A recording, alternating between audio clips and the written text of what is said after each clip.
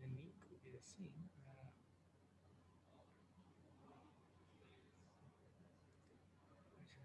And kind of disorganized.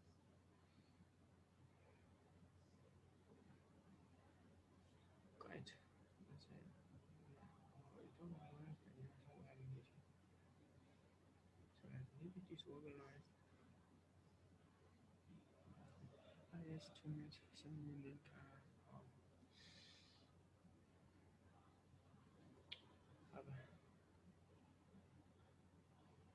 So just have a help.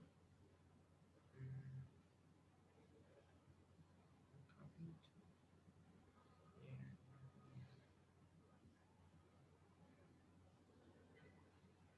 I have to do whatever I can to help her move forward, Michael. Let's remove all the judgment, all the. Let's just do whatever I can to help. Yeah, I love helping people. I love to. Good. Zoom call.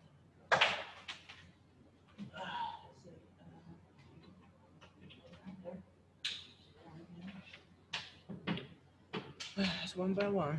Let's see. I'm just doing that one. It's okay. Yeah, so we'll have a on Wednesday.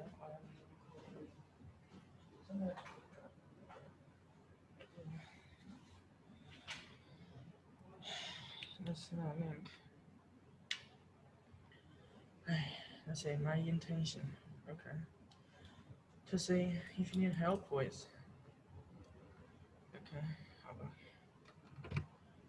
Don't really.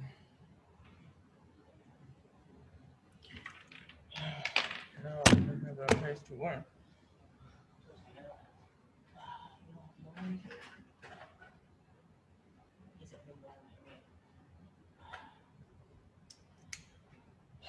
So that's okay. I don't want to push on my intention.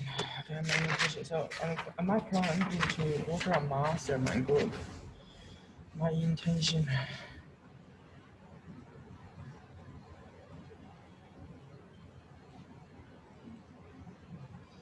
To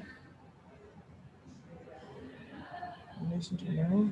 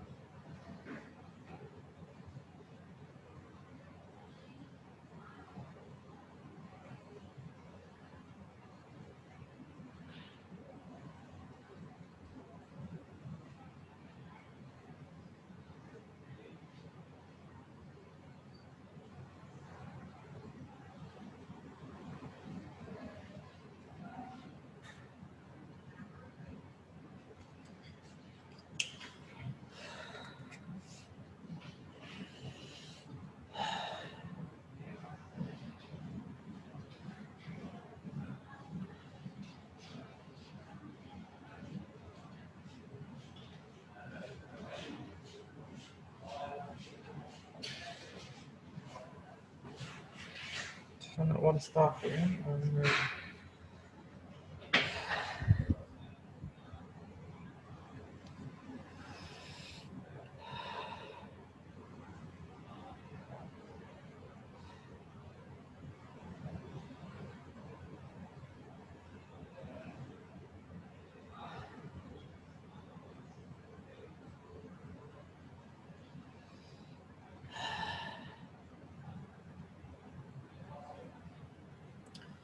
So I'm gonna want to.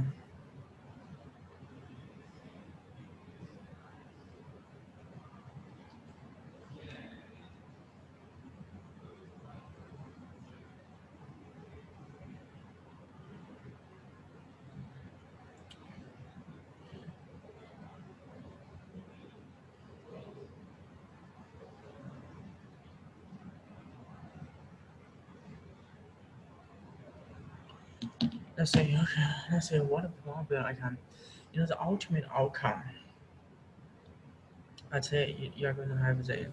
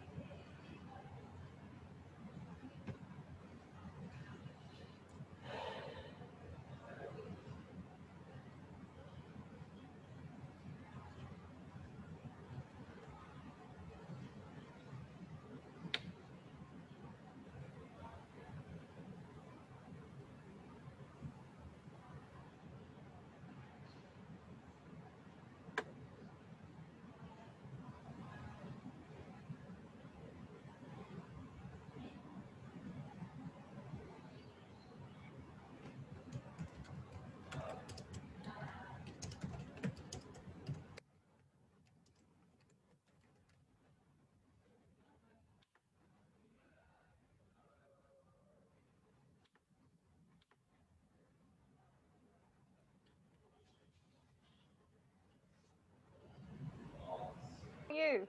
Sorry, I'm late. yeah, that's all right. Well, I think I forget to, I thought I was scheduled the email in a mail chain automatically sent out, but I think the mail chain has some issue, and so maybe Sorry, you didn't receive the notification. Yeah, no, I just got carried away with the time, and I couldn't believe it when you messaged me, and it was already past 10 or 10 o'clock. So sorry. Okay, well, we do this pretty much every 2 weeks on the 11. That's yeah, that's a ton we do. Yeah, so yeah, that's pretty much every 2 weeks. But how are you, by the way? How's your day? How's the week? Yeah, it's good. Thanks. Yeah, today's really good. I'm just putting it in my calendar, making sure it's on fortnightly, and yeah. So thanks. Yeah. But yeah, it's today. I've got lots of good energy, so I've got lots of good coming out. Yeah. Yeah. So.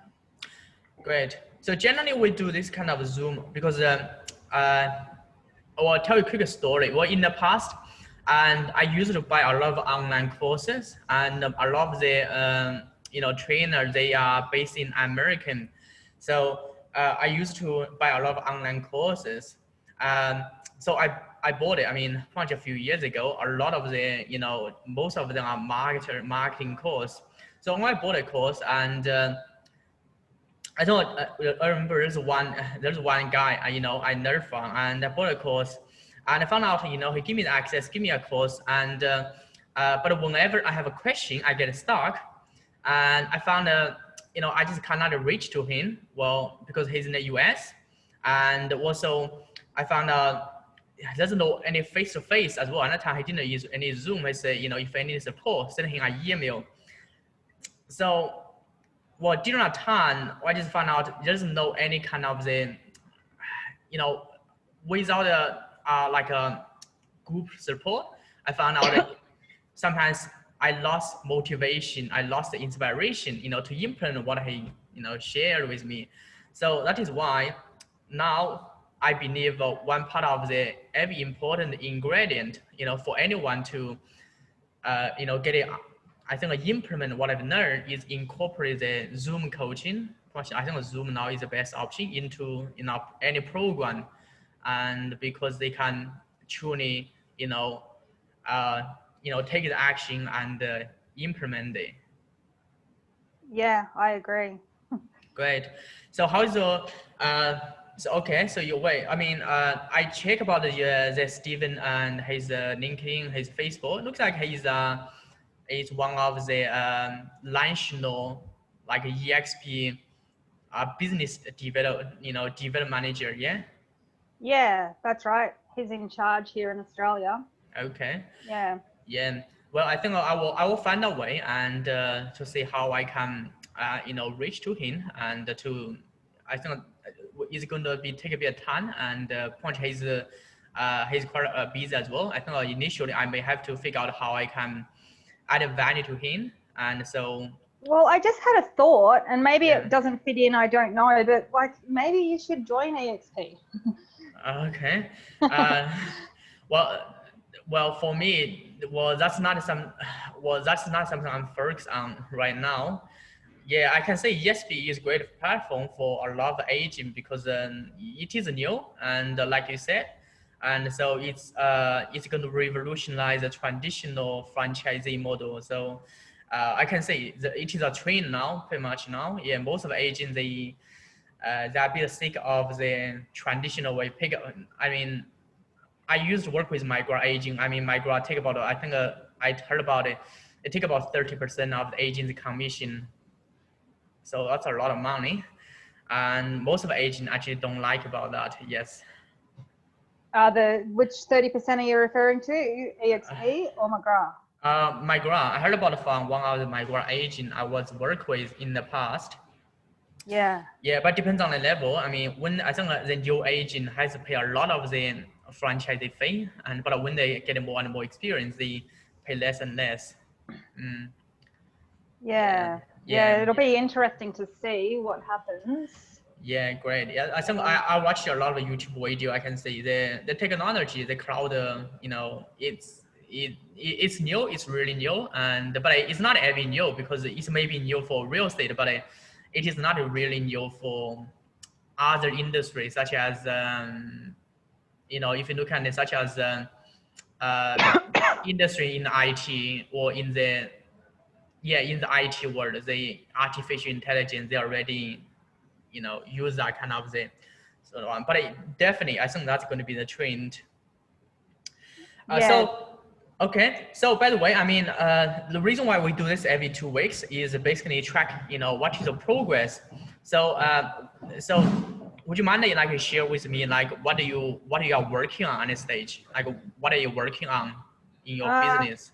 Yeah, so like I guess I haven't been really productive in some ways because as a listing and selling agent, I'm not really taking new listings.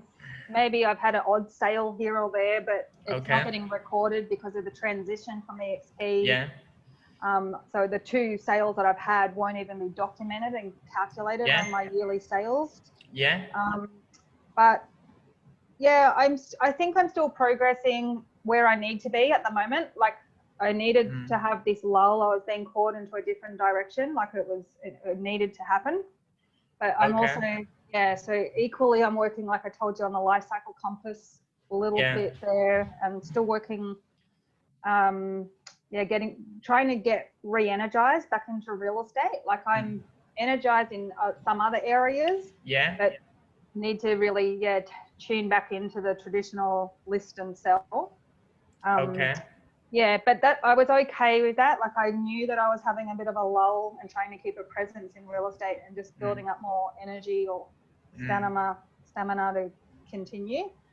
So I think it's all working out okay. I could be more productive, but anyway, I'm not going to get down on it. Okay. So what is the biggest challenge you think you are facing not to help you move toward your, let's say, your result? Because we had a few weeks ago we're doing that coaching. We help you work out the result. So I have I still in my worksheet. I think your ultimate result is to do the live compares. I mean, I think that is the ultimate result you are trying to achieve.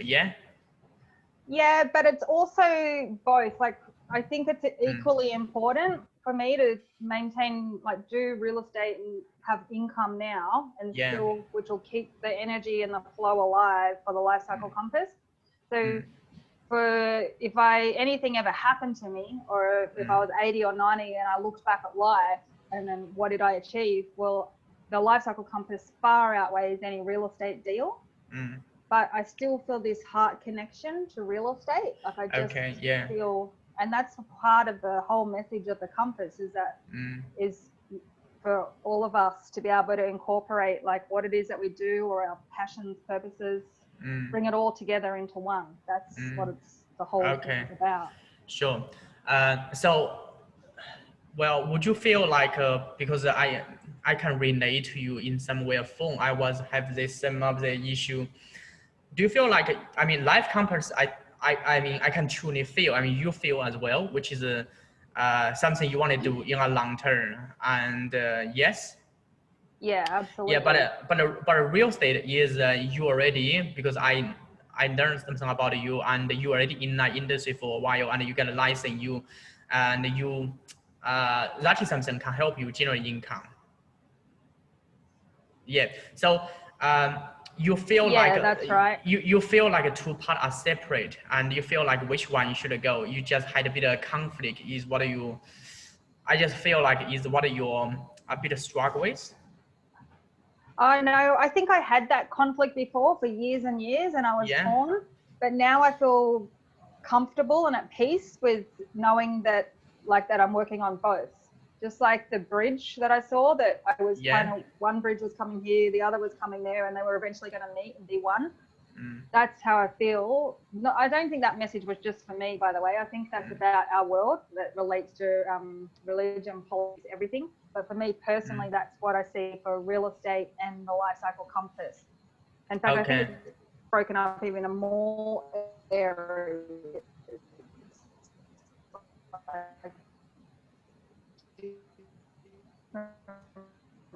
Passions and interests that all come through one.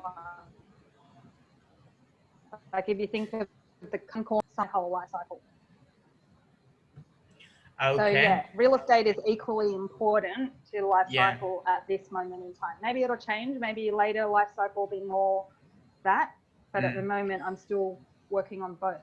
Okay, sure. That's, I mean, the two part I can see. I mean, I definitely have one of the coaching tool techniques, and can help you integrate both, so you can, you know, you have alignment. And that's something maybe I can, you know, share with you to help you. That's more about like a mental and psychological side.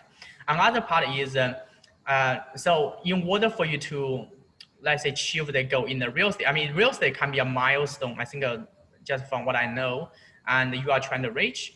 What is the,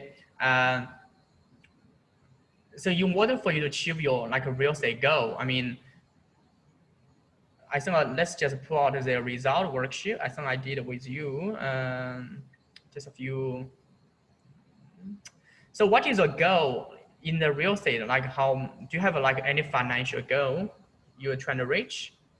Yeah, I guess I better start. I really wanted to stay away from KPIs. Like I had this negative perception of KPIs. Like one time I had this spiritual moment and I just didn't like KPIs. I didn't like the pressure that employers would put onto staff with these ridiculous KPIs in the real estate industry. So I had a lot of negative energy around KPIs and having targets and how many this and how many that and how many telephone calls. I had a severe block. I still, to this, like I can see both sides a bit clearer now, that I can see it from that idea where it's coming from a leader or a management's point of view and why it's important. For me, my model did work better when I didn't really have it all outlined. But in my mind, like I kind of knew the basic figures, the basic maths of what I needed. And for me, it just took the pressure off without having KPIs. But I can see what they're all saying. Even this morning, I was listening to Tom Ferry, and they're all saying, everyone says the same thing, that you need a plan. If you're going to, you need a plan. So you need to know your numbers, all that type of stuff. Well, in sales, well, when I get started, you know, in sales, they would, you know, everyone, pretty much every salesperson, not only just in real estate, in what kind of the sales and marketing, it's all KPI driven.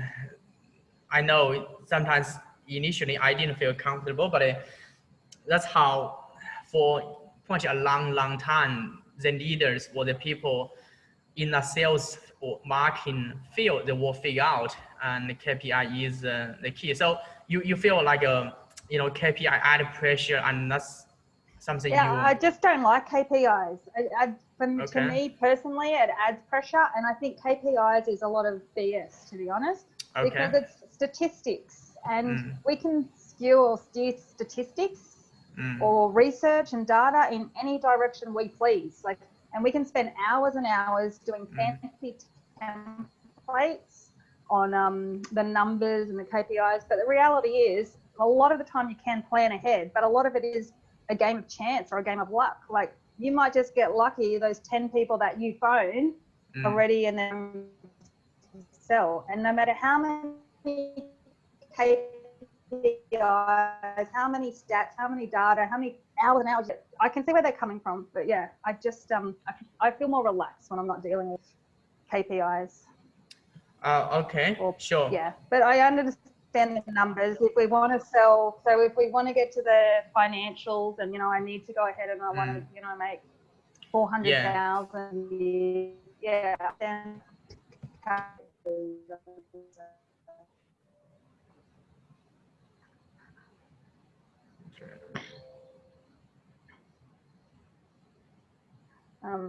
So yeah, I guess I can try and focus on this.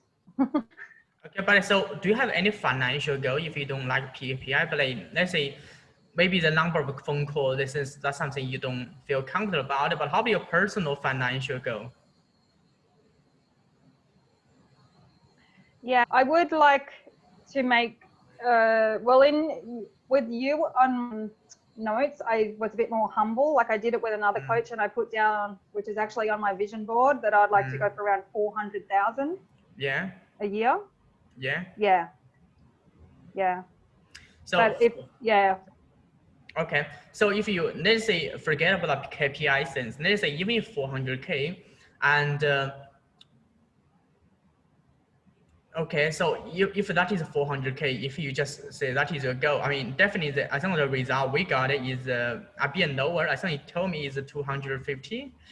A bit less. So I was being humble, and I guess in real estate too, like, a lot of confusion about or is it net? Are you going for gross commission, or is it going to be the net, what's left in your pocket? So that's why I balance it out. Like, yeah. Okay. So 444,000 gross and 250 net. Let's say if you work for the EXP, realty, not for a traditional model, how many listings do you have to sell to be able to make 400K? Well, traditionally, I had to sell around 15 properties to hit my target of, like, this was the last time I did, around 75,000. But this is what I'm saying. The whole numbers game is just bull crap, because it's so varied. Like, one property that I have now is a $70,000 commission. And the averages and the general theory, it doesn't work. To me, it's bull. It's just bull. It's a load of bull. But okay, so if we're going to do the averages and play it by theory, then and then we take into the new adjustments of EXP, they take 30% of the first 100,000. And then if we're going to do it purely just for real estate and no other incomes, because I would like to go and do a deal with Dimpner, so that's going to add in another layer of it. But even if, like, I don't want to go and sell a property every single week, because I value my life and my family and my freedom and my sanity. So I need to come up with numbers that will, for me, it's not about how much income am I going to make in real estate. It's about how many listings can I sustainably manage.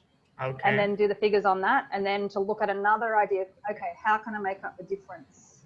Like, that's probably what is a better equation for me. Okay, I totally get it. So, apart from general income foundation, this is something like I always I think I'm going to create a training program for that one. This is something most of the agents, I think they don't know a lot about it, and especially in COVID-19, this has become way more important. Okay, so the first part is let's say you get a listing and you earn commission. It doesn't matter you work for EXP or traditional way, and basically the majority of income is come from listing property for the vendor. Yeah, that's right. Yeah, that is a traditional way, and Well, when I get, I'm gonna tell you a bit of story, like how I get started in the business.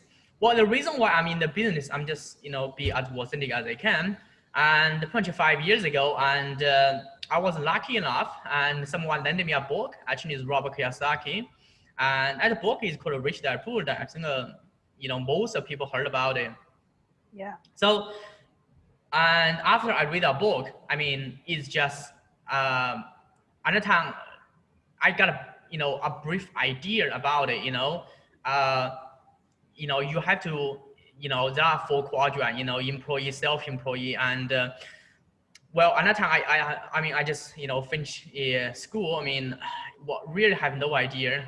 I got a part-time job in the school, but I really hasn't got any idea about another 3 quadrants, like self-employee, business, and investor. Well, it took me a few years, but that is a time, and I get started. I said, I wanted to figure out how I can be in the right quadrant, and one of the right quadrant, which is the become a business owner. I think most of people read a book. I think most people would want to become a business owner. Yes, I'm not sure if that is your reason, but that is my reason. So yeah. Because of that, and then I started learning about how to run a business. And so my focus I think this is what differentiates me from a lot of digital marketers. That's why I didn't just become a digital marketer, because I was always looking for a way which is trying to, what I mean is I was always looking for a way trying to build a business. What I mean is the business will produce, let's say, financial freedom. That's most people are looking for. So a lot of the people I started learning from, plus a lot of the strategy I'm looking for, is to help me achieve the goal. Actually, build a business, become a business owner, and rather than in the left quadrant become self-employed. Actually, do you know the difference between a self-employed and a business owner? Do you know what the difference? Oh, self-employed or business owner? No, I actually don't. Does it mean like one's a sole trader and one's a company? Or no, I don't know that. That's just a legal structure. I mean, that is just a legal structure. But even if someone has a company, they can be self-employed if they don't have the if they don't have the proper, most of the agents who only work as a self-employed have to know, not a lot of agents, approximately 99% of agents, they are self-employed. And they was wondering why they never become financial free. And I'm not sure financial freedom is some of your goal. Doesn't have to be your one, but it is some of the goal, you are trying to achieve. Hello? Yeah, definitely. I want to that free. Yeah. So even if that's what I want. That's what I want. I mean, okay. So in the past I've been through the 4 quadrant, which is employee. I had pretty many jobs. I become self-employed, which I did work as a salesperson, and also I learned people like how to run a proper business. Also, I joined diploma both course and learn how to become a proper investor. So I think I do have enough knowledge about 4 quadrant and understand the difference. Most people, I think it's obviously for everyone to understand what's the difference between employee and a business, but not too many people understand what's the difference between self-employed and a business owner. There is a big difference. I can share with a screen, and would you mind I share a screen so you understand the difference? That will help you understand. Yeah, sure, okay. Thanks. That will help you understand if you wanted to do your business and let's say you must have like a big picture, because if you don't have a big picture, you have no idea where you are going to.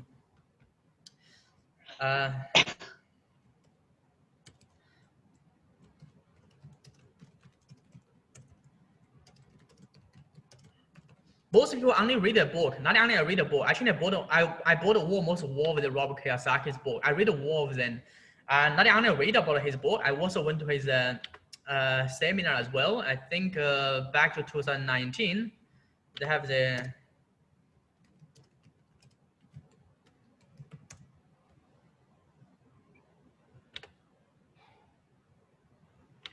but this is I'm trying to find the big picture. So this is everyone who read a book, they will have good idea. Okay, employee, you have a job. Self-employed, you owe a job. Business owner, you owe a system. Investor, you owe investment. Most of people wanted to be these two parts. That's everyone want.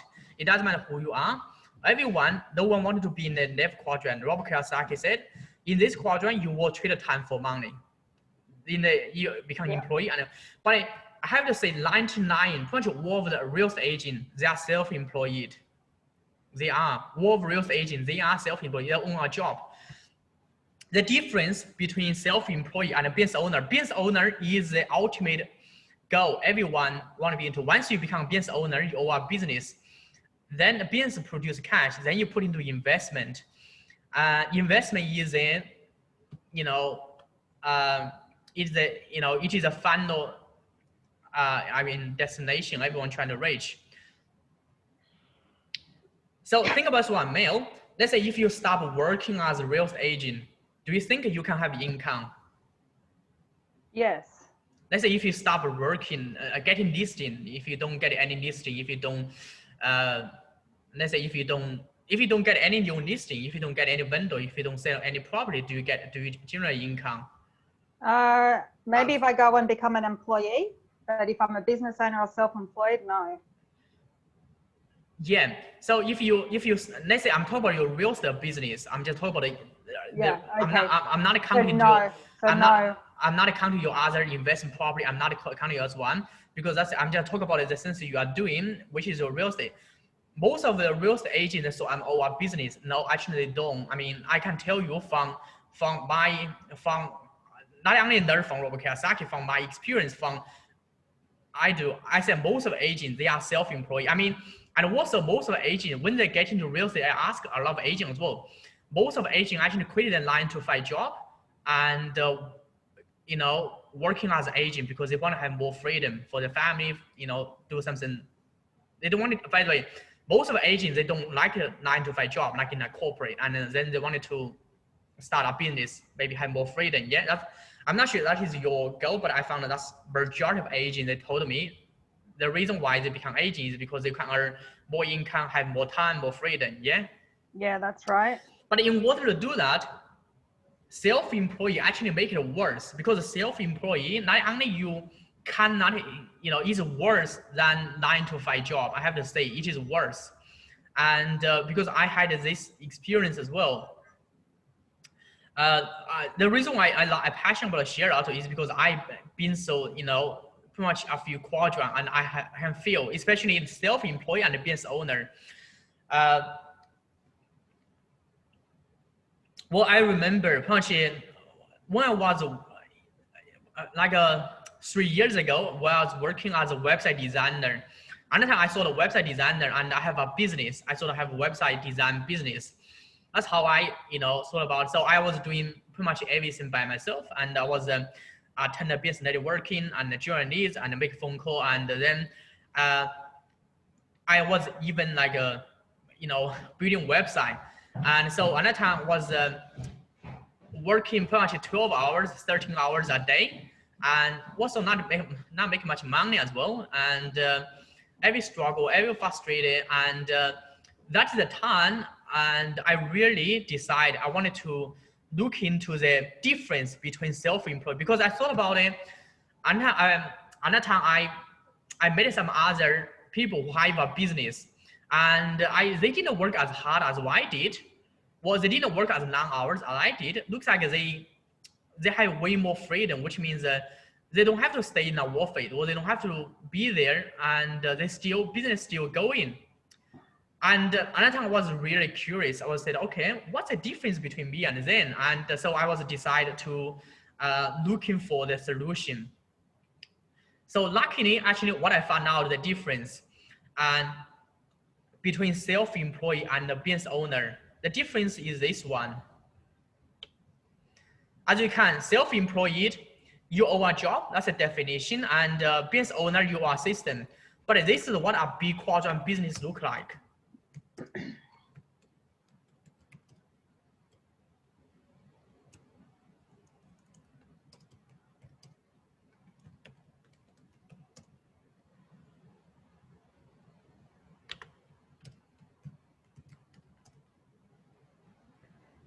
So Jason, with the difference between the business owner and the self-employed, so say it's LJ Hooker. LJ Hooker at the top, they are the business owners. And what about the local LJ Hooker, the franchisees? Are they then business owners or are they self-employed? Okay, I show you this one. This is Robert Kiyosaki, the model of a big quadrant business. This comes from Robert Kiyosaki. There's a book, and he's written a book how you can build a business like this as well. Okay, in order for you to build a big quadrant business, you need to have a three part. Number one, you need to have a mission. By the way, mission, I'm sure you know what's, you know, why you are in the business and what a business do, what's the kind of the value do you bring for your customers. So vision, mission, purpose. I mean, this is more about a, you know, spiritual side. I mean, but this is a key fundamental.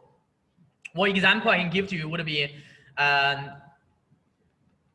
let's just talk about real estate. Let's talk about the, okay, let's just talk about it. Let's just talk about the,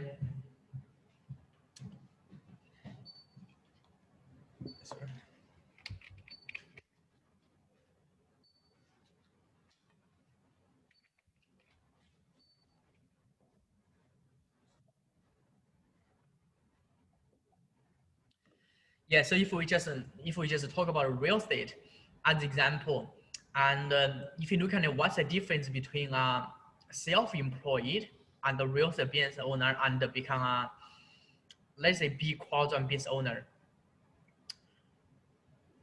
Are you familiar with McGrath? Yeah, I really like John McGrath. Okay, John, let's talk about John McGrath. Because you know him, I know him, so we just use him as example, and everyone, you know, can understand it. Okay. Okay, let's talk about what's the difference between John McGrath and also let's say McGrath agent, and why John McGrath. So you can see why John McGrath is just way more successful. I mean, in terms of his business. So let's bring that diagram as well.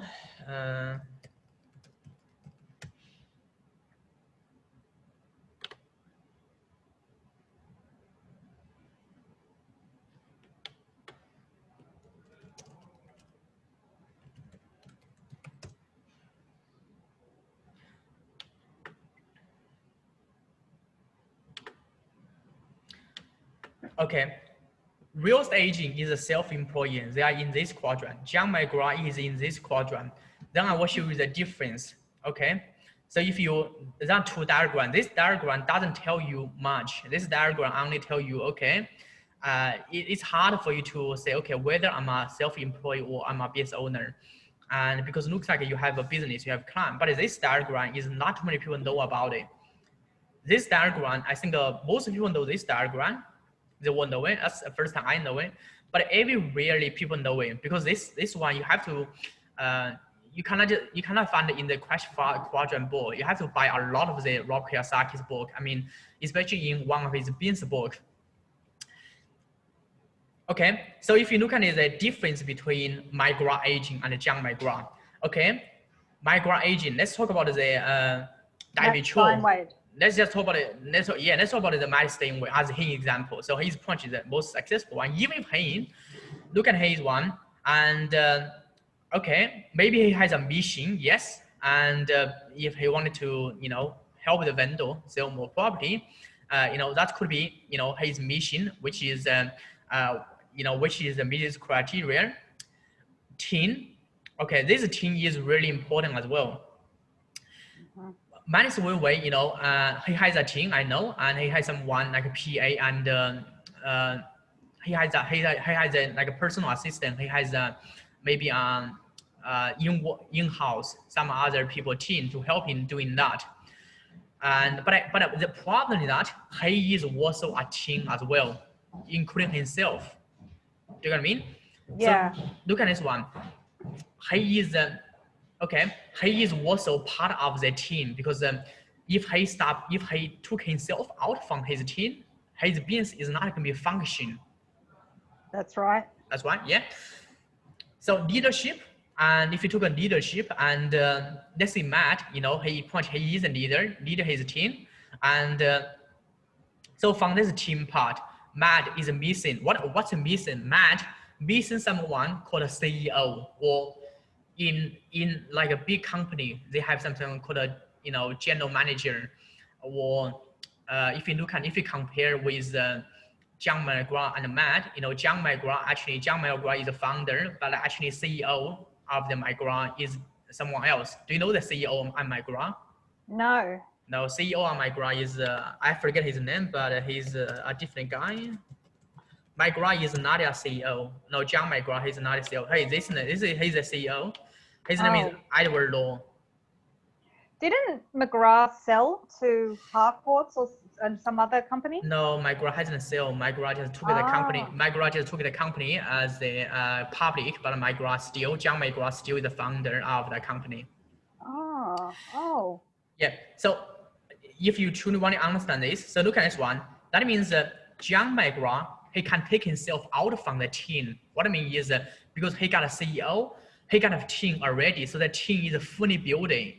He has a team, has a structure, has a team. That means John McGraw doesn't have to sell any property, doesn't have to manage it, but he has a CEO. The CEO manages all of the team. Like CEO is Edward Law. Edward Law, he manages all of the team. So John McGraw, okay, your goal is to build a business like this, have all of the piece of the puzzle. John McGraw has all of the piece of puzzle. He can take himself out of the one. But Matt staying well, he's a part of the puzzle. He cannot take himself out. Let's talk about cash flow. Cash flow basically is you have to develop a CEO, like how to manage your cash flow. Maybe you need to hire a CFO. Both of them. Do you know what's the difference between CFO, tax accountant, and the bookkeeper? Do you know what's the difference? The bookkeeper does all the little stuff. The accountant does like a bit more. And what was the other one? And a CFO. No, I don't know what a CFO does. Okay, I didn't know as well, but unless I know about this one, then I know really the difference between a CFO and a bookkeeper. Oh, is that like financial? What does it even stand for? CFO? CFO is a Chief Financial Officer. Oh yeah, so they're just at the top. Then you've got your accountant, and then you've got the bookkeeper down below. There is one of the definition which is really which is from Tony Robbins, and the definition is really clear about as well. Because once you understand this, you will understand why real estate agents miss so many parts of their business.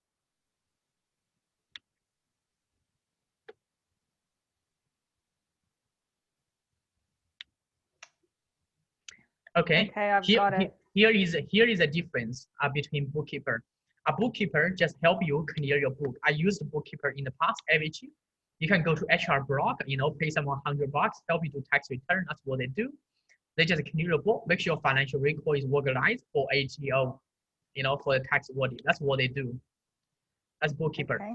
Tax accountant is more advanced, but it's still not advanced enough. I hired a tax accountant in the past, and tax accountant normally charge about $1,000, and I got the one I hired $1,000. I mean, bookkeeper charge about $100, clear your books.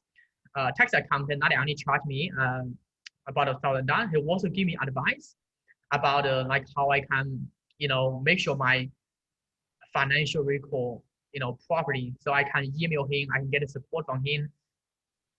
Yeah. But a CFO is the highest level anyone can go. If you wanted to run a big quantum business, then you definitely need a CFO. CFO is someone who work with a company. It doesn't have to be internal, it can be external as well. You can also CFO, but a CFO must be a part of your team. What I mean is let's say every week, he may spend 1 hour or 2 hours, look at your financial, look at your company, your business cash flow. Then he will be able to, so CFO has the best skill. CFO understands bookkeeping, he understands tax accountant, but a CFO actually work with tax accountant and bookkeeper. So he know, so I give example, so you understand the biggest difference. Bookkeeper is only just clear your books, make sure your tax record is clear. And the tax accountant just, they also do all the stuff, but they may give you some advice to show you, how you can do it properly. Okay, CFO is actually do that for you. they are going to spend a couple hours a week, or sometimes internal CFO, they work full time. But let's talk about even small to medium business. If you want to own a proper business, is someone who spend like 2 hours or 3 hours a week, and they look at your cash flow, they look at it, when they talk to a tax accountant, talk to a bookkeeper, then they say, okay. And then also the CFO understand your business very well as well. They understand the product you got, they understand the marketing you got. Let's say you spend the money on, you spend the money on this advertising, you spend the money on doing Facebook ads. And then the CFO will understand, okay, the Facebook ads, then who will help you track how much money you spend, how much money you make on the Facebook ads.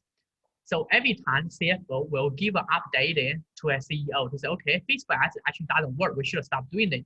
But actually, bookkeeper and tax accountant don't do that. They don't even understand the the Facebook ads you are running. They only say, okay, the asset allocate to marketing sector. So what I mean is, one, there are a lot of the marketing you are doing that's not produce any return on investment, and but you don't even know it because the CEO are too busy. CEO are looking big picture, but the CFO are looking financial part, and the bookkeeper and tax accountant, they don't care about that. They only care about help you, get a book organized for tax papers. So any business need a CFO, and majority of them don't have the skill of to manage the unless you are tax accountant, unless you are having professional training, like went through like 2 years degree. I haven't been to it. Actually, so I was trying to develop a skill, by myself. And if you can develop a big picture like CFO, then you understand what tax accountants, bookkeeper are doing for you. So most of the agents, I have to say, they don't even have a CFO, and they don't have the knowledge and the skill to know. That is why most of the, I'm just giving example about an agent I work with, and there's an agent who just put a banner ads on the realestate.com.au. Do you know how much like a realestate.com.au they charge for a banner ads?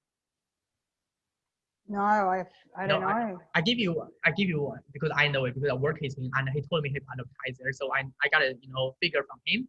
And actually, realestate.com.au will charge you about the $2,200 just for a banner ad, which is when people search for a suburb, you're gonna have a banner put on the top, but not always. You're gonna have a banner like a flash, it's going to show the banner every maybe hour or every 30 minutes. So a banner will show every month, 2,200 a month. Yes, but they all look into a contract, which is you have to minimum to do 3 months to 6 months. I believe it's 3 months. I think it's $6,600, and just put a banner on the top of the realestate.com.au website.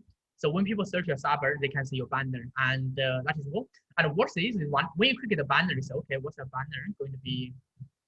Yeah, what's a banner going to be useful? And when people click the banner, basically just redirect people to, the agent's profile. When I click mail your banner, I'm just going to your real estate REA profile as well. And I asked the real estate, can I redirect to a funnel? They say they don't allow to do that.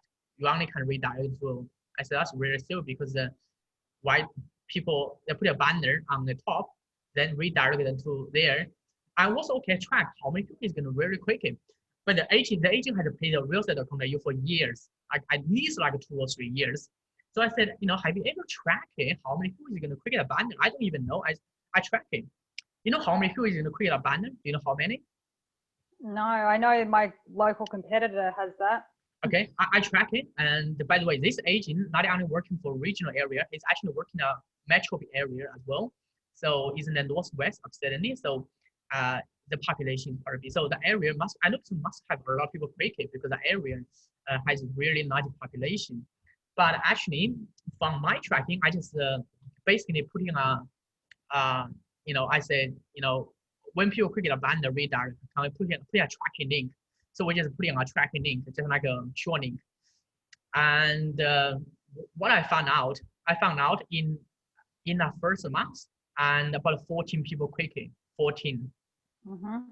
And has no idea when the people click the banner, going to the profile, and it's very hard to track whether, whether the inquiry come from the banner or inquiry just come from randomly people search for their profile. It's very hard. But from the month, the agent gets 0 inquiry. So most of agent has no idea about where the money is spent to. They have no idea. I didn't know. And they never track it. They don't know how to track it as number one. And someone involved technical issue. Number two is they don't even have the they don't even track it. They don't even know where the money is. Same as the Facebook ads. A lot of the people boost ads. I've seen agent boost ads as well. And but have they really tracked how many buyers, how many sellers do they get from the boosting ads compared to the money they paid for it? No, they never do that. I mean, the money just put in there has no idea where the money has gone. That's why CFO's job is overlooking, and the CFO will talk to CMO, like a marketing person, talking to a HR person, and then he understands the whole company or he understands the whole business. And so he's going to prepare like a financial report and for everyone. Most of the small businesses have no idea how to do this. That's why they when they go into a cash flow trouble, they have no idea they are in trouble. That's why 96% of businesses failed in the first 3 years.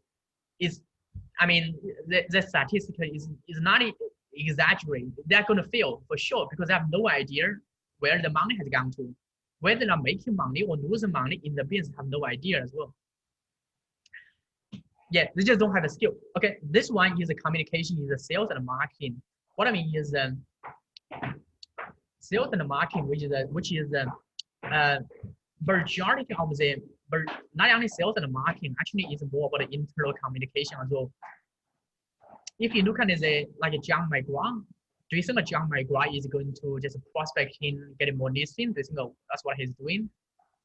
Do I think John McGrath is going to prospect to get more listings? Yeah, do you think that's what he's doing right now? No, he would be focusing on getting more franchise owners.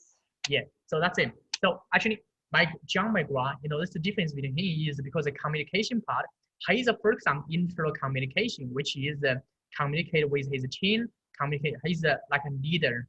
That's part of what he's doing. So he's expanding his company by building his team and building his that's what network marketing explain to you.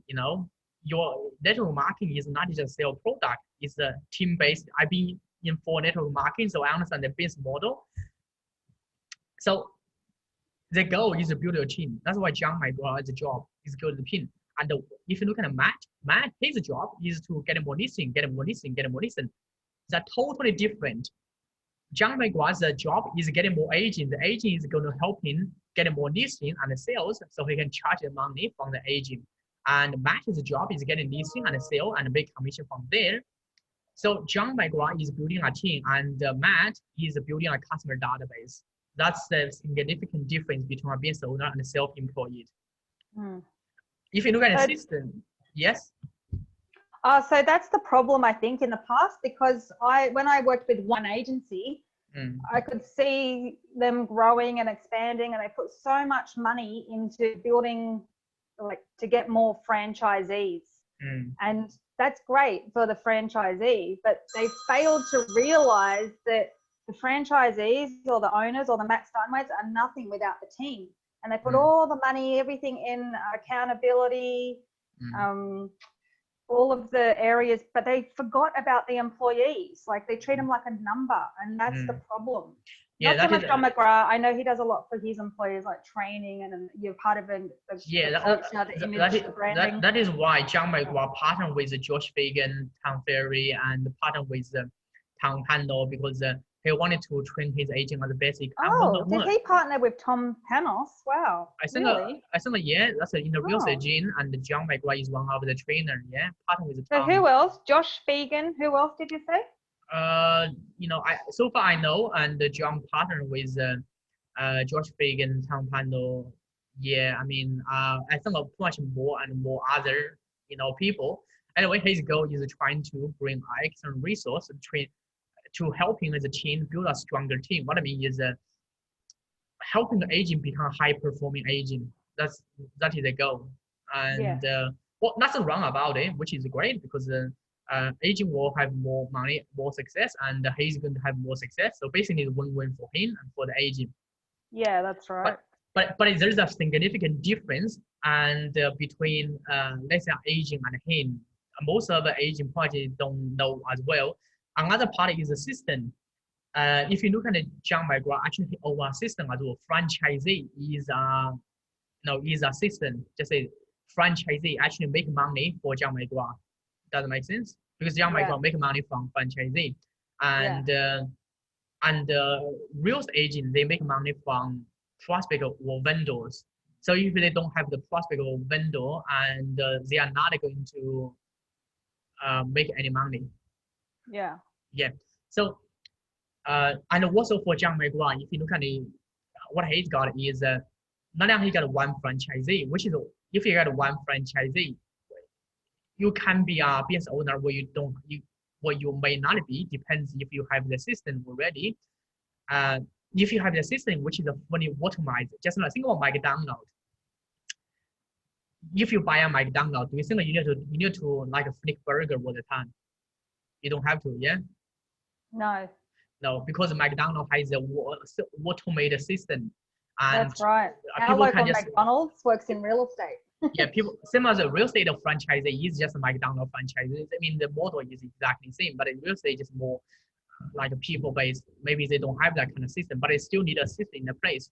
So McDonald's, people buy one McDonald's, make money. Like John McGraw, or one franchisee, maybe one franchisee making $1 million. He own like 10 franchises, make it be $10 million. He own like about 100 franchises, making about 100 million. So if he lose like one or two franchisee, he still have money come in.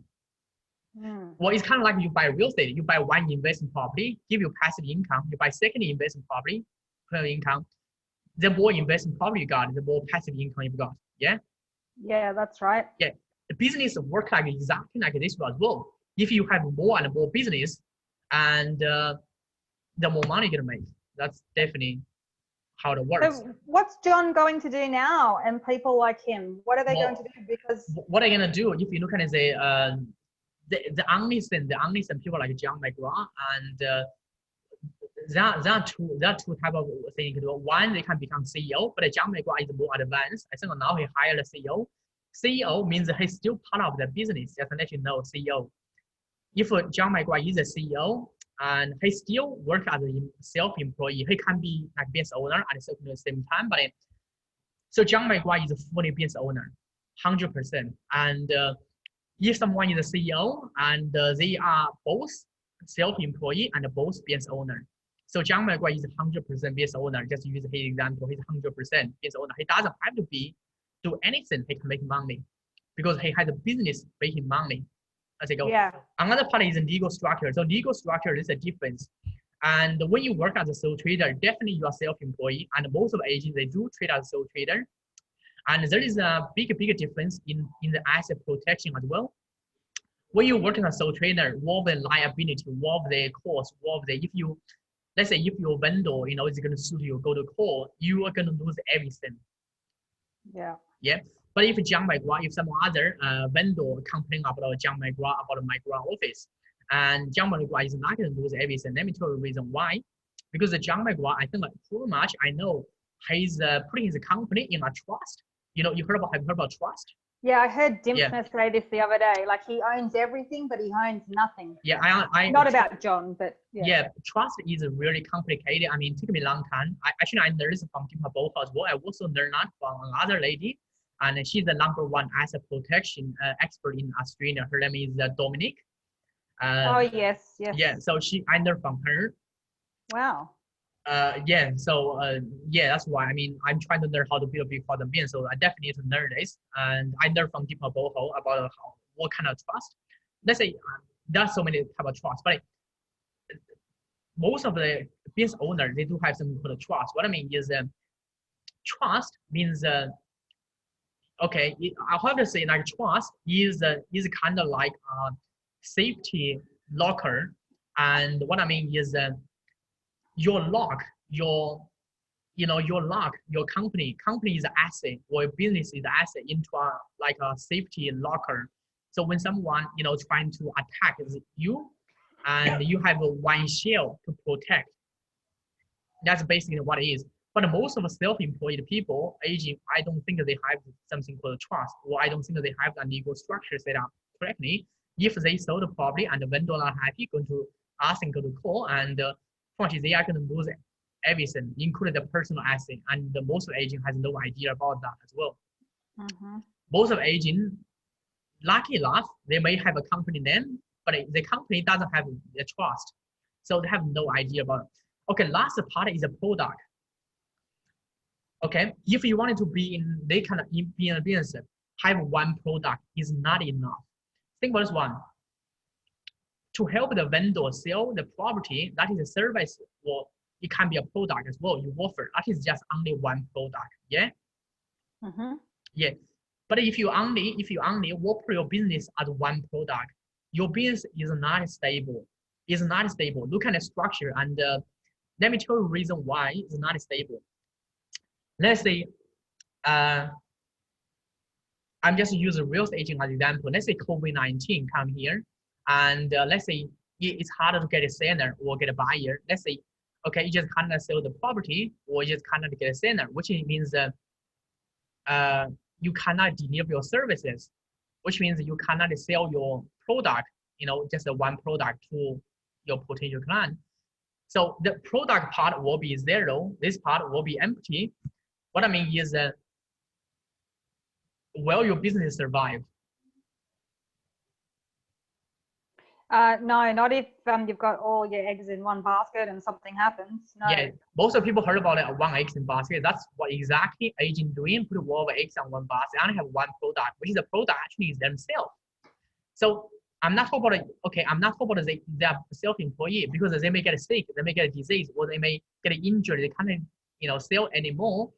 That means they are the product. Just no agent, they are the product. The worst sense is the other difference is between Jiang Maigua, he is not the product, but agent themselves is a product. Think about Mel, you are the product for your business. If you cannot sell yourself, let's say if you cannot get a seller or get a buyer, or if you get sick, or if you have to look after your kids, or if you have to look after your sick mom or grandparents or whatever, and so you are the product for your business, and then your business have no product to sell. Does that make sense? Yeah, that's right. So Jiang Maigua, his difference, and his difference is because he's not the product. His product is his franchisee system. That's his product, and it's a fully built franchisee system. Just imagine about it. Actually, I have to say, when you understand the business, that's why Robert Kiyosaki suggests everyone learn how to build on like big quantum business. Build this business first, then you do investor. Because when you understand this one, you will become much better investor. Because think about this one. Think about this investor part, which is the cash flow quadrant. Okay, think about it. If you look at the investment property, they invest in property. They talk about one townhouse, like a 2-bedroom townhouse in New South Wales, maybe in Parramatta or somewhere. That is one of the product you offer. Yeah. Yeah. So if you think about your investment property is a business. They talk about one investment property. The investment property is a product. Why? Because the investment property offer a space. A space can be rent, and then you make money from the rent. That's the income you get. Then your legal structure, you put an investment property in the trust. That's a legal structure. Then your system.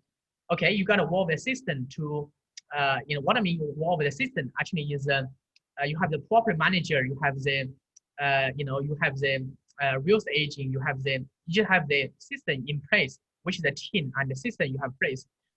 Communication. What I mean is, okay, point is a communication, which is that you have your property manager, and they're going to manage the property for you, cash flow, and you have tax accountant. So when you own an investment property, you actually own a business, big quadrant business.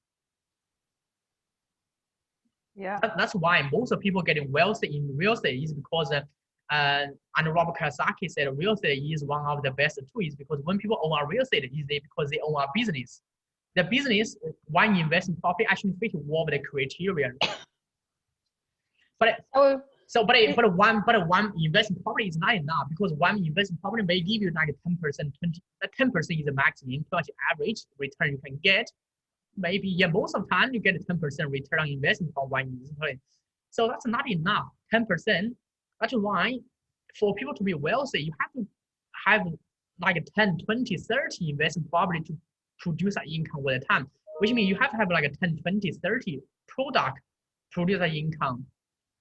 Makes sense. That is why if you only have one investment property, you're not going to be wealthy. You may have a little bit income, and also depends on the type of investment. If you buy, I remember when I was working as a buyer's agent, we sell something called a negative gearing property. That is not the way to be wealthy because negative gearing property, your business is not producing any income. If you think about like a business, you have investment property as a product, but if it's negative gearing, what I mean is that every year you have to like pay maybe $1,000, $2,000, like $3,000 for that property to be able to stay there. That means that imagine if you run a cafe business, I'm talking about like a McDonald's, yeah. If you run on like a Mac burger shop, you have to. It's going to cost you $5,000, maybe $10,000 a year to run the burger shop business. Do you think that business is going to be stable? Well, yeah. Like if it's McDonald's, it's going to be stable. No, it's not a McDonald's. I'm talking about the business is going to cost you every year. It's going to cost you $5,000, $10,000. Ideally, it would be best not to. The way I was an independent and I had my own thing, and I only had to answer to me. But yeah, so I see what you're saying. Yeah, the business owner is. Yeah, that is why negative gearing property has the problem. Most of you have no idea about business. They are 9-to-5 job workers. They went in to buy an investment property, buy from Merit and Lendlease. And from these people, they are running a business because they already made money. Just like one, talk about Meriton CEO, founder of Meriton. His name is Harry. I know him as well. And he run a business, has a team. He developed a product which is like a 1,000 apartment. He sold the apartment. I guarantee he's gonna make a profit already from the apartment. Yeah, and then he made a profit already. If you buy from him, do you think you can make a profit from that as well? It's very hard because he already make a chunk of profit already. If you buy from him, even if you can make a profit, like maybe you can not enough, you buy something positive gearing, maybe positive gearing for like $100 per week. The profit margin is really small now. So for you to make money is very small. That is why property developer like Zen, you already take a big chunk of money away. So most of the investors are every age uneducated. I have to say, how do I know this? Because my mom bought one of the after plan property, so getting involved, so I have to learn this, trying to figure out how to solve the problem. Now I figure out that the people who make most of money in the real estate actually the property developer. They are making most of money. Property investor, they don't. And the property, they just don't. Most of the people make a big chunk of money is a property developer in the real estate business. It doesn't have to be big, but you can be small. Yeah, but that's the majority of people who make money in the game. And because they are running a business, and a property developer is a business owner. They are running a big quadrant business. They have the product, they have a legal structure, system, communication team, mission, leadership. They got everything ready. And the property investor, they are not. They just don't. That's why I have to say, yes, education is, because when you think about this one, actually that's why I'm so passionate about it, to be in the education training business. Because I found out this is truly show. I think one of the Q I heard about from Benjamin Franklin, he said the most expensive thing everyone have to pay is the ignorance. Have you heard about this? No, but can you please repeat it? What did he say? And so it comes from Benjamin Franklin. I'm not sure you heard about Benjamin Franklin. Benjamin Franklin, actually, he is one of the every famous people. He invented the what's it called? Yeah, and he's a scientist. He's a businessman. He's a politician, and back to 19th century.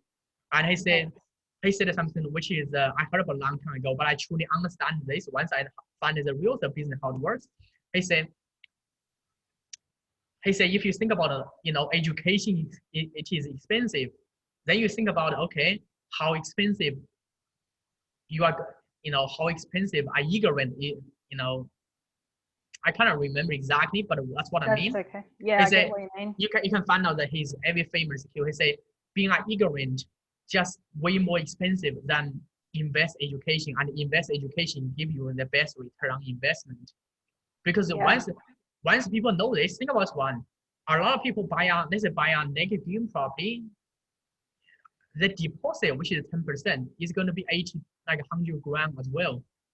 Mm-hmm. And 100 grand, that on 100 grand, they have to pay like $5,000, $6,000 a year to, to maintain the property portfolio every single year, and cause a lot of stress. And they don't know the property is not making any money. They don't know they're losing money because they don't know. They just don't have the education, don't have the skill, and so they don't know. People like property developer, they know what's in the game. They know how to make the big money. They took most of profit. That is why I have to say, that is why, of course, the society is every unfair and every unequal. And but the only thing, I think, a different Boko, I'm not sure you heard about him. She's an economist, and I heard about one thing from her is the difference between our wealthy people and the poor people. The only difference is education and knowledge. And I can really resonate as well, though, because if you look at China back to 23 decades ago, at that time it's a communist party. Everyone is equal, yes. Mm-hmm.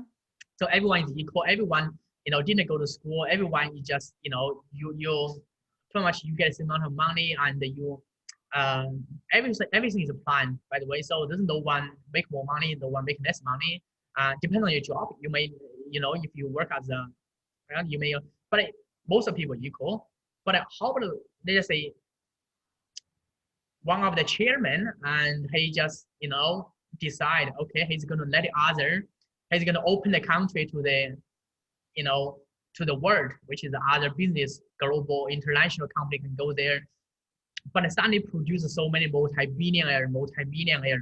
And but while a lot of people still in poverty, do you know what's the difference? The education. Yeah, that's it. That's the education. If you look at the people like Alibaba, Jack Ma, people like the owner of the WeChat, they are just way more educated than the people who only. And before that, before China opened the door to let other company, international company, go into China, everyone is equal. Everyone education level is the same. But when someone become more educated, someone just going to take advantage than people who are less educated. I found this is not only in China. This is the universe law as well.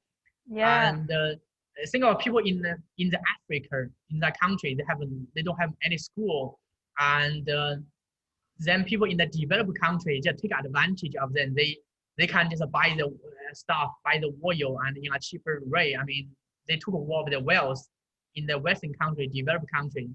A lot of things are done by American, because they are very uneducated. They just don't know how to, So truly, education is I have to say it is the most valuable asset. I think everyone, but it's the cheapest one as well, because even if you buy a seminar, maybe it costs you $5,000, $6,000, but compared to you're gonna lose about 100 grand in the real estate investment, it's way cheaper than that. Mm-hmm. Yeah, and most people really don't understand the value of the return on education. I mean, so as you can see, I mean, this is a difference. I'm just don't want to bring too much. This is a difference between a self-employed and between us one. Then you may say, okay, Jason, this looks really complicated. How you can do this? How you can build a business is one. Okay, this may look complicated on the stage. That is one of the strategy works so well. Actually, I always promote so far. Actually, is a strategic partnership. Because let's look at this one. If you really look at this one, and if you really look at this one, let's say well, if you work as a real estate agency, how I can not become a self-employee, how I can become a business owner, how I can transition myself to that quadrant. Okay, there are two ways you can do it. One way is be a hard way. What I mean is you build a franchisee, like John McGraw is doing. You open a franchisee, and the traditional way, that's how people are doing. You may, okay, start hire agents, start, building your team, start, build a franchisee, then build your name, and then you build more and more franchisee. Then you more call like a male realty or something, like what John McGraw is doing, or LG Hooker, or Rewind, or originally that's why I had real estate connectors, because I dreamed about meeting someone. That is a way you can build a big company for sure. That has been proven to work anyway. But I think that model is going to be broken, and also that model is going to take a lot of time to work, and especially a lot of the technology disruption. I think that model has been working in the past, but in the future, I'm not sure if that's going to keep working, because a lot of agents want to work for themselves now. That is why companies like EXP, they come out, they have bring technology revolution, and they want. But actually, there's another way. Most of agents actually don't know about it, how to build a big quadrant business. I think I think that's what I will come here. I think a lot of the real estate trainers, they don't even teach agents about this as well. Because think about this one, you need a team for sure. Yeah, you need this one. You need to work with the piece to build a big quadrant business. You cannot take a work of them. But if you wanted to, the whole goal of the big quadrant business is to produce a stable income without you being in the business. That is the whole goal. Just focus on that goal. So if you can take yourself out of a business, you still have income. Yes, you have a big quadrant business. That's the whole goal. But even if you're like a Matt, well, making so much commission as a number one agent, but he cannot take himself out from that business, he still, not have a big quadrant business, because when he stop working, his income stop. But his income stop, he need to pay his bill, mortgage all the time, which is even he make money in the first year, but he is going to, his money is going to be gone in the next couple of years. That's not how he's saving. So Matt's not a business owner. Matt is not a business owner then. He's working as an agent. He's not a business owner. I think he's self-employed agent. He's self-employed. Yeah, that's okay. I own a job. Even he's so successful. So any McDonald's owner is a self-employed. No, McDonald's owners, they are business owner. McDonald's owners, they own a franchisee. The franchisee making money. They don't have to. I mean the franchisees. They're not the business owner. Franchisees are self-employed. No, franchisee is not self-employed. Franchisee doesn't have to be in a business. Oh, okay, I got it. Yeah, you got it. Let's just say if you are, let's say you own a McDonald's. I mean, have you seen any McDonald's owner flip a burger or serve the customer? Have you seen any? I haven't seen any. That's what I told you. My local McDonald's owner works in real estate. Yeah. They own the McDonald's, but she's not in real estate directly. She's a interior designer, but she's in the industry. Yeah, so she's a business owner because she owns a business and a business produces income. She doesn't have to be in a business. If she has to like cook the burger and and prepare the chicken or beef or maybe do the cleaning or maybe do the customer's transaction or all the kind of stuff, because he has a system. He owns a business. Yeah. And so McDonald's owner, that's why McDonald's system is effective, and it is this one. But most of the agents, like I said, there are two ways you can do it. One is to build a franchising, like John McGraw, LG Hooker. That's one way. I think that way, that model may not going to work now because all the technology revolution, disruption, and plus, and all of the hard work. John McGraw actually is a really good businessman. I think he learned from some of the best and in the world, and so he built a business. And he's in one of the Shark Tank, so he understands how to build a business. I think he's not just about his sales. His skill is way just more than just have a sales skill. He really has entrepreneur skill, I can see. And so, what do you think he's going to do now, John McGraw? I think he's he's an investor as well. He's an investor some of the other venture.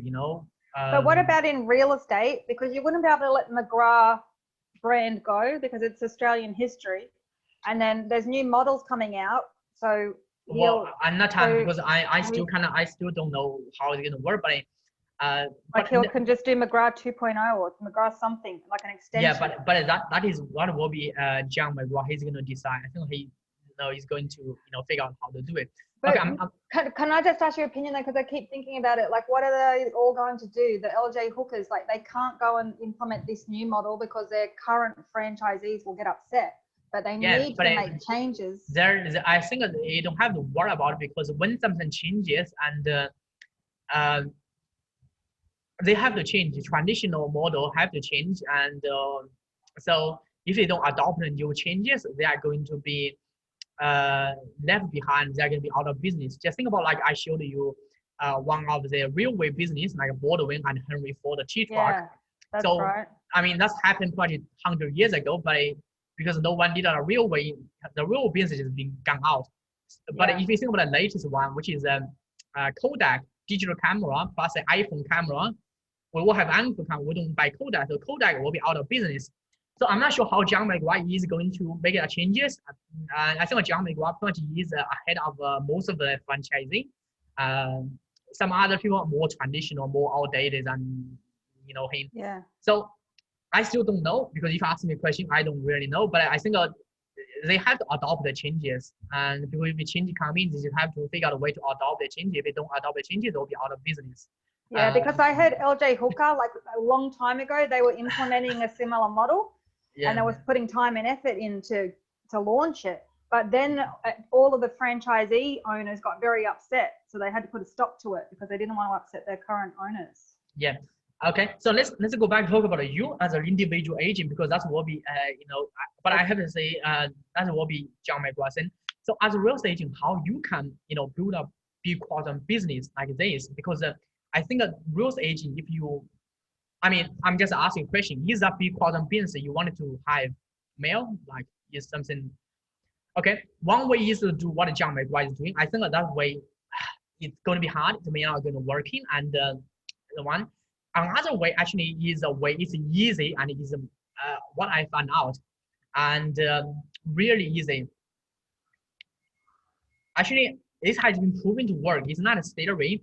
And there is one, I think that I keep mentioning about a man. He's really a business expert in terms of business building. His name is Jay Abraham.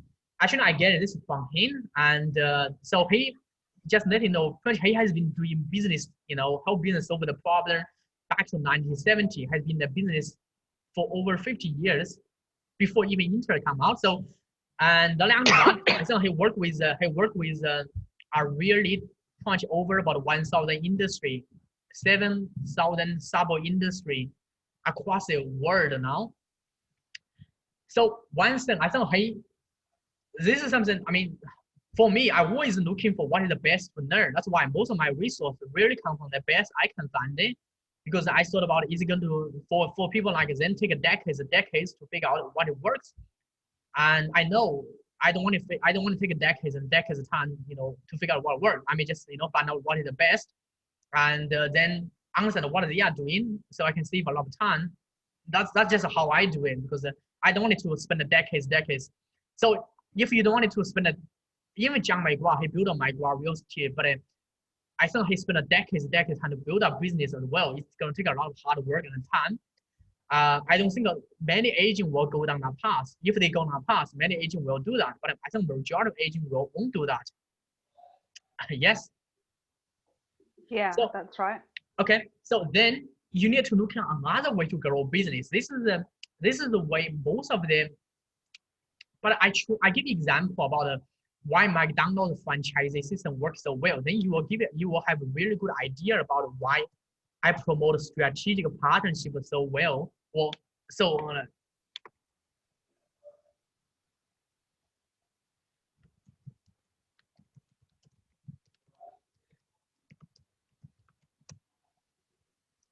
okay. Do you know why you buy a McDonald's? You can make money. Do you know why?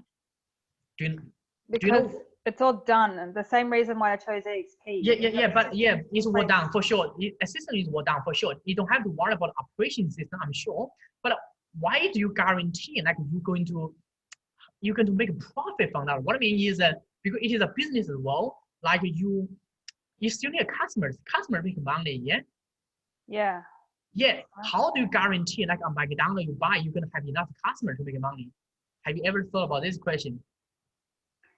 Well, doesn't the McDonald's do extensive research for the locations before they allow Yes, them? they do, but it doesn't matter how much research they do. Let's say let's say you're gonna open McDonald's in let's say I live in Sydney. Let's just say in George Street. Let's say let's say you do research, you find this one for sure. I mean, because they're gonna do a research, they're gonna do genetics, just like buy property, they're gonna do that. But even if you do so much, how can you guarantee you are going to have enough customers to make money? How can you guarantee? Well, based on one, after you get over that initial location. Yeah, but location it will be different. Yeah, Let's okay, say, so we just assume that the location is not a problem. Okay. Let's say, So, let's say based on it, let's say you have a successful franchisee just in town for station. Okay, let's say you are going to open another one in Parramatta, sure.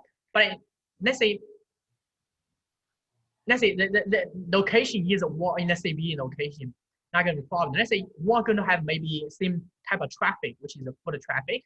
Let's say you're going to have the same burger system, or same stuff the world down. But how can you guarantee they're going to have enough customers, come to the door, buy the burger, you're going to make the profit? well, McDonald's already have done the branding years and years, and then it's consistency. People know that they can go anywhere around the world and get the same. Yeah, I totally agree with that. Not only about that, not only in US, McDonald's open a franchisee, not only in metro area or regional area, they open a McDonald's in other countries. They talk about Asian countries still make money as well. Franchise still profitable. There is a marketing secret. I think a lot of the people don't know. I discovered the marketing secret. This marketing secret has been reviewed and by a guy. He started McDonald's so well. His name is Michael Gilbert. And but I discovered this is a McDonald's making money. How do we guarantee you buy a McDonald's franchise? You're gonna make money, guarantee. It's almost guarantee way. You're gonna get money for guarantee. There's not too many franchises you can guarantee make money, but McDonald's is really smart.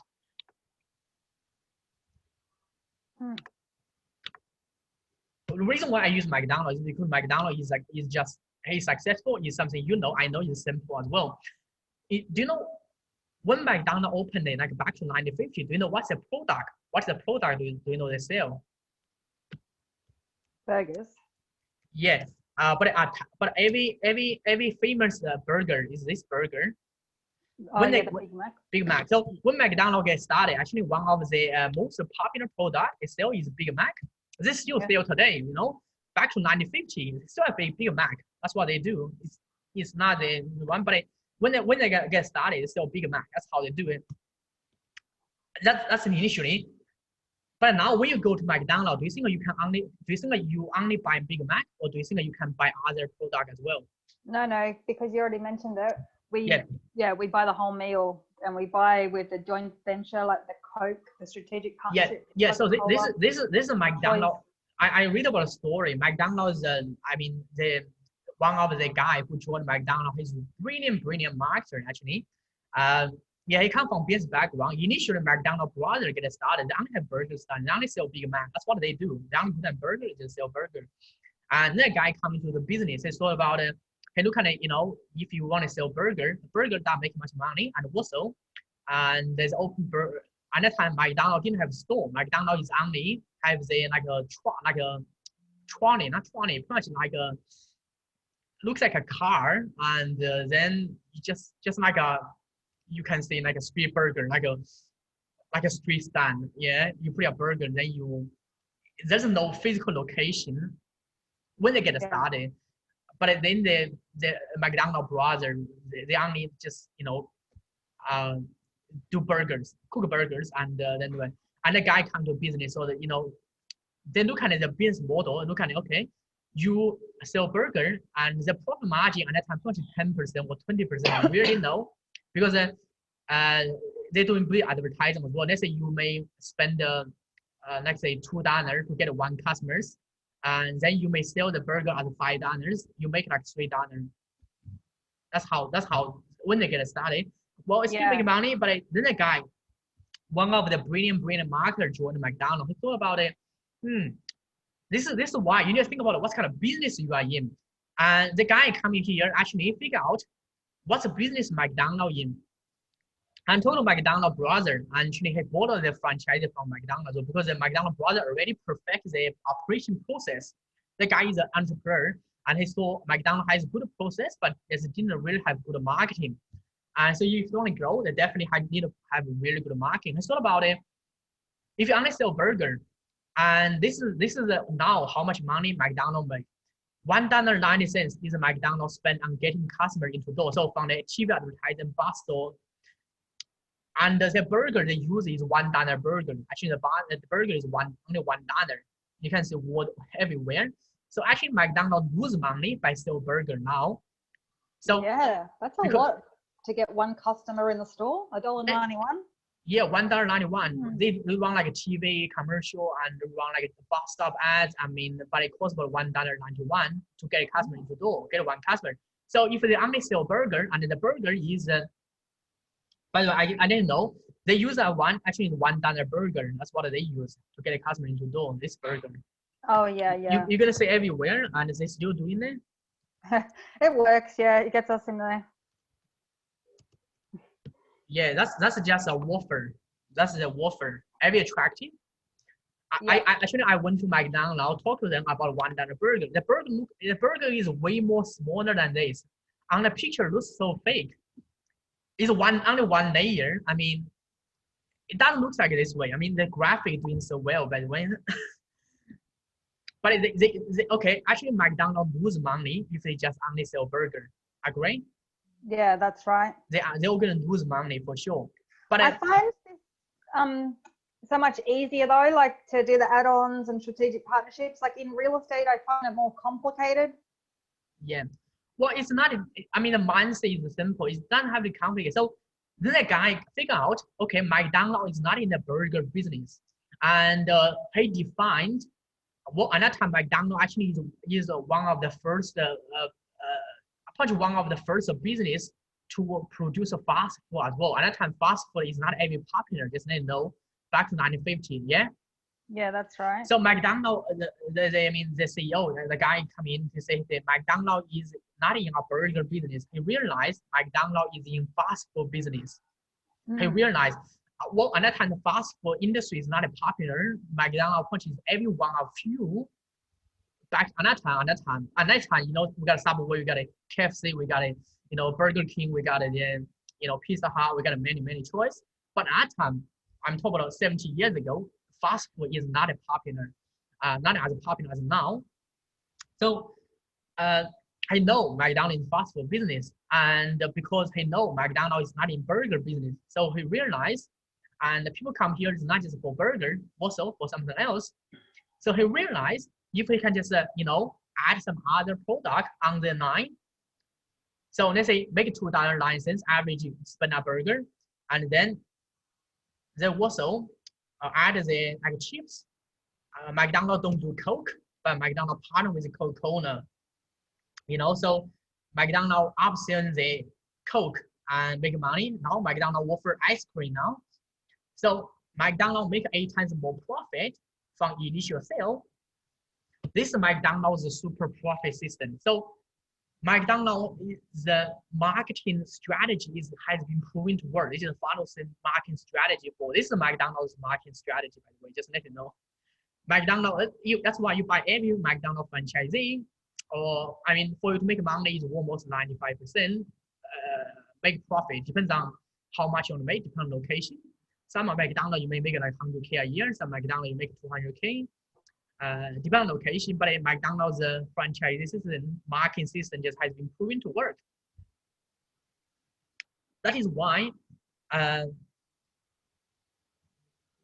do you know McDonald's? Do you know majority of the money McDonald's make from? From their real estate, like their rent. Yes, from the real estate, and also from the McDonald's system, the franchisee system. They sell franchisee at $1 million to someone else. Yes.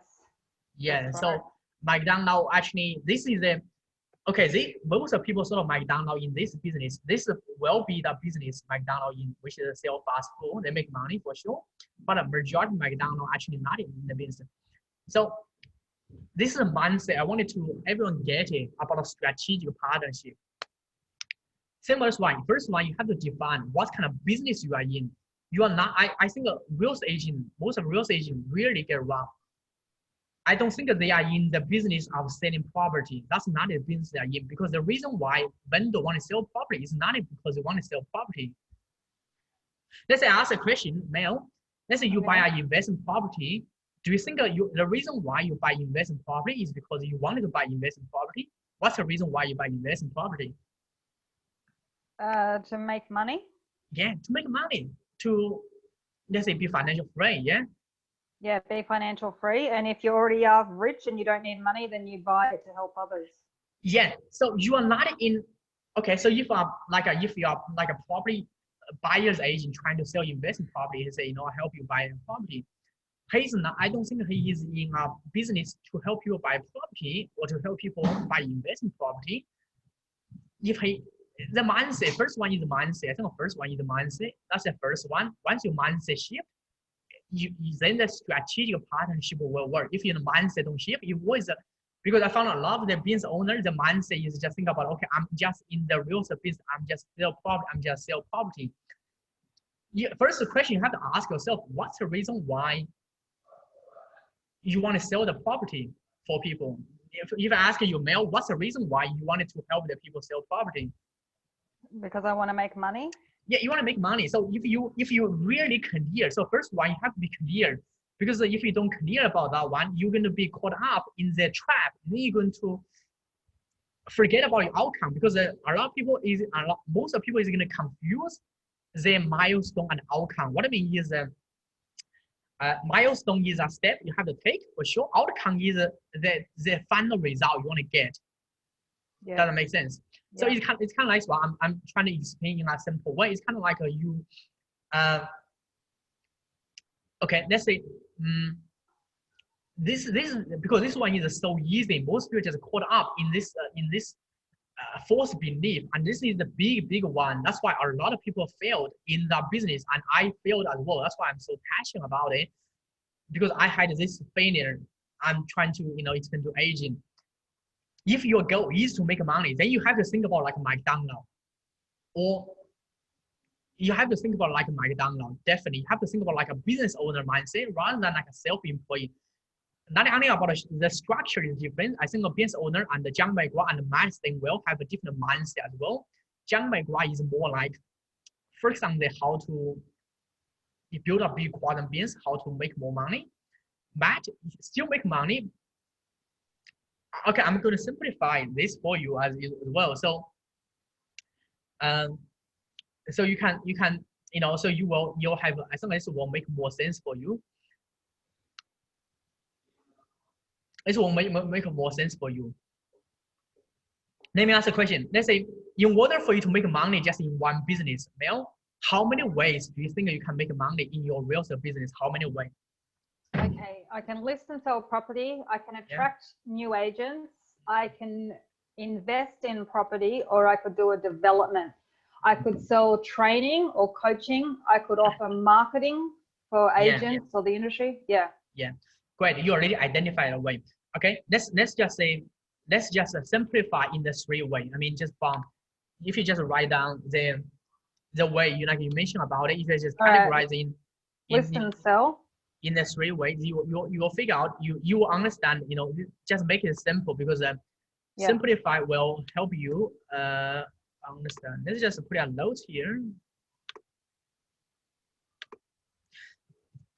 Okay, let's just put a note. So you think of how many ways you can make money in your business, just in your real estate business. I'm not talking about list and sell.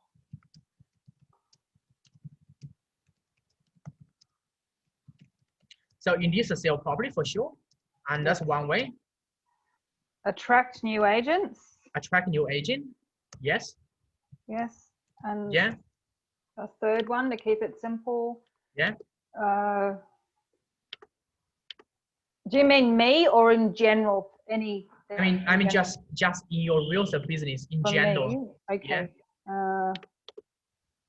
A 3rd way that I can make money. Yeah, just I'm not talking about other business. I'm just talking about the business you are in. Yeah. Yeah. I'm just thinking about my skill capability and what I can do now. So I'll attract new agents. I don't know. What do you think? Okay, this and sell property, attract new agent. Attract new agent, basically you, I know EXP model, basically you get paid a percentage of the agent sale, yeah?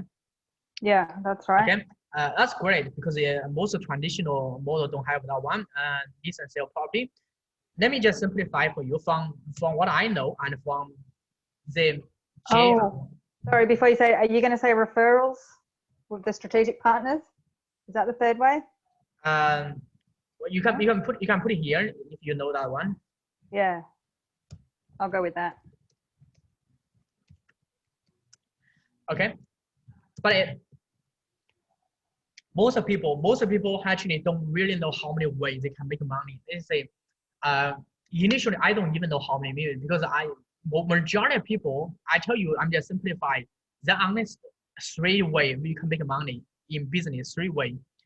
Of course, you say this one, but if you can put into under a category, big category 3 ways. First way is getting your customers. Oh yeah. Great, yeah, that's what we want. Getting your customers. Yes. Second way is getting customers to buy expensive product or services. Yes. Let's say you charge more commission. Yeah. Yep. Do you know what's the third way? Get your existing clients to buy more. No. Third way is getting your customers to buy more. Yeah, that's it. That's just understand. If you think about any business, not just about real estate business, but think about any business that will understand this category. And this has been this is a summary from J. Abraham's 50 years of business experience. In the 50 years, and he has worked with over 1,000 industry and 7,000 sub industry, pretty much across over the world. Business included China. He went to China as well, traveled to China. He traveled to the country and what kind of business? Almost even they only have 3 ways to make more money. One is getting your customer, another one is getting customer to buy more expensive, which is your raise the price. But the only way you can raise the price is you have to package your product into offer. Sorry, Jason, I just need 1 minute. My daughter just messaged me. I just need to quickly message my husband. Okay. And sure. then that's done and I can concentrate. Thanks. Sorry. She wants to be picked up from school.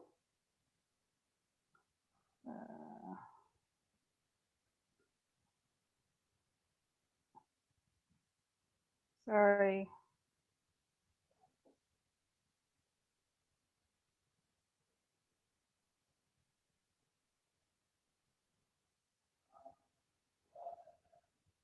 Okay, thanks. Okay. That's okay, I'm done now. Okay. So if you really think of business like this way, and it's so easy for you to grow your business. Let's say, okay, let's just say use a 10 customer as example as well.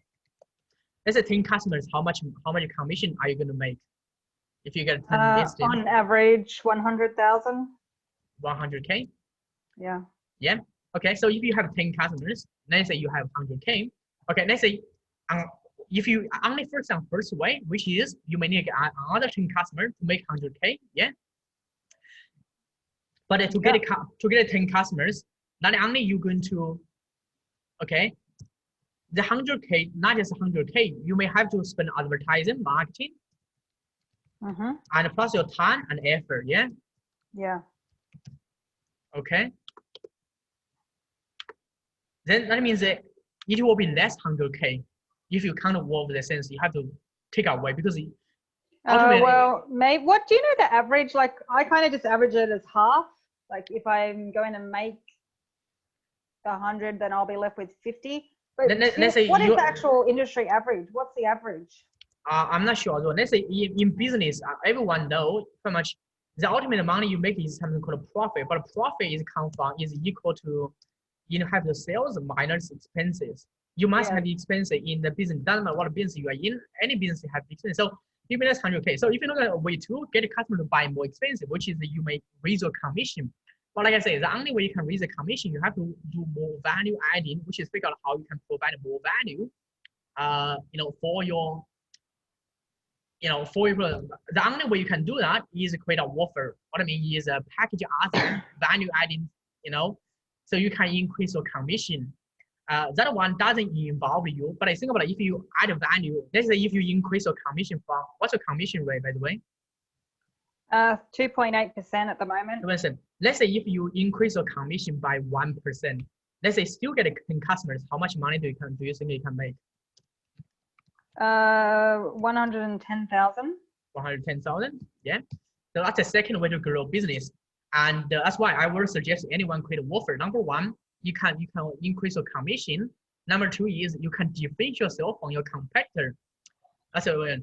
Way number three is okay. Way number three, I think, is the most leverageable way. Way number two is the way 99% of agents, for example, 100% agent, 99%, at least 99% agent, for example, 99% agent. I think 99% of business owners are, for example, that's why they are in the self-employed business. They're not in business owner. Okay, way three is the only way you have leverage. I think way three. I mean, if you think about one, get customers to buy more. Let's say, okay, if you got 10 customers, sure, you make it 100K. And already, let's say, okay, let's say if you change your mindset already, imagine if you are not just in the business of selling property, you are in the business of helping the vendor solve the divorce issue, because vendor get divorced, they wanted to sell the property. The first step, second step, they want to talk to a lawyer. Third step, they wanted to talk to a financial planner. Then they want to talk to a buyer's agent. Okay, let's say you have a strategic partnership with like a lawyer, with a financial planner, with this one. Let's say, okay, from the three business, let's say you can get like a 10 grand from them. Of course, you can add more in the future. You also can add your like a life campus business on top as well, no problem, as another part of business. So let's say I'm told 10 grand, I'm told 10 customers. Let's say from the 10 customers, okay, they get divorced. Guarantee they are going to need a lawyer, they are going to need a tax accountant, they are going to need one, or they are going to need like a life body or life campus services, which is another product. Let's say you make a 10K from these 10 customers. How much additional income do you think you're going to generate? So another 100K. Sorry. Oh yeah. Yeah, another 100K. I make it simple. I don't want to put it on other number, but put it 10 is really easy. So what I mean is, one, you double your business and without getting any new customers. You double your business, you just double your business without getting any new customers. Yeah, right. Okay. And also not only you double your business, this is another one, is help you put in the big quality business, because you don't have to provide this product or service. This product and service will be provided by lawyer, by buyer's agent, by tax accountant, financial planner.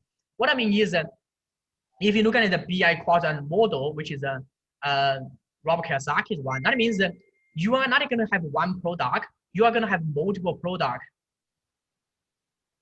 Yes. Just like McDonald's one. McDonald's, if you only sell burgers, they only have one product. But they got a product line here. You just imagine a lawyer, a legal services, buyer's agent, financial plan, they are also the product line inside your business. You don't think, this mindset, don't think that they are your referral partner. That's why I call strategic partner is different, because big companies, they do call strategic partnership, they do call strategic alliances, because think of it is part of their business. You have to think about that is a part of your business. If you talk about a referral, just looks like they are not a part of business. That's a mindset. Yes. So, by the way, this is I'm just talking about you partner with you do strategic partnership with the three. How about this one? Apart from that, let's think about a couple got a divorce. Okay, they solve a divorce issue. They bought a new home, and if you have good relationship with the customer, what else do you think they may need? What else? Finance for their next home, so mortgage broker or bank. Yeah, mortgage broker. Yeah, mortgage broker, and then they'll need a conveyancer for the new property. Yeah, conveyancer. But I think with conveyancing, my conveyancer won't do it. She said it's okay. Let's take about a conveyancer away. I mean, take about conveyancer away. But yeah, I guess they're going to need, like you said before, like maintenance. How about one? How about one? Let's say someone get divorced. Do you think a couple get divorced? Do you think that they will never marry again? Yes. No, they will marry for sure. No one want to be single. Yeah. Yeah. So that guarantee they're gonna marry. So if you, I mean, now there's a marriage for counselor. Yes. That can be one of them as well. Well, you have to really, this is a mindset game. I have to say, first one, you have to define what kind of business you are in. I think one of the really famous skill come from Richard Branson. He said, we are not in, he defined that we are in the business of solving problems. We are not in the business of selling any product or services. This comes from Richard Branson, and I truly believe that. So you are in the business just helping the people solve problems, like I'm in as well. So if we are in business solve problem, we should not limit any product or services. We just think about, okay, what a product or service that's going to solve the problem. Let's say if they get married, and let's say you get a marriage counselor, you find a marriage counselor, okay, then they maybe find other new partner, they get married. When they get married, who else do they need? When they get married, they'll need wedding planner. Yeah, wedding planner. Wedding planner. Holiday. Yeah, like a honeymoon, and yeah, like a jewelry shop. Sorry, Jason. Sorry, just 1 minute. I have to tell my husband something. Okay. Sorry.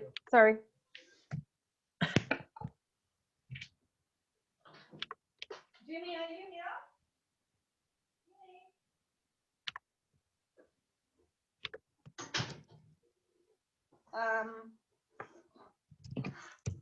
It's okay. Thank you. Jewelry shop. Sure.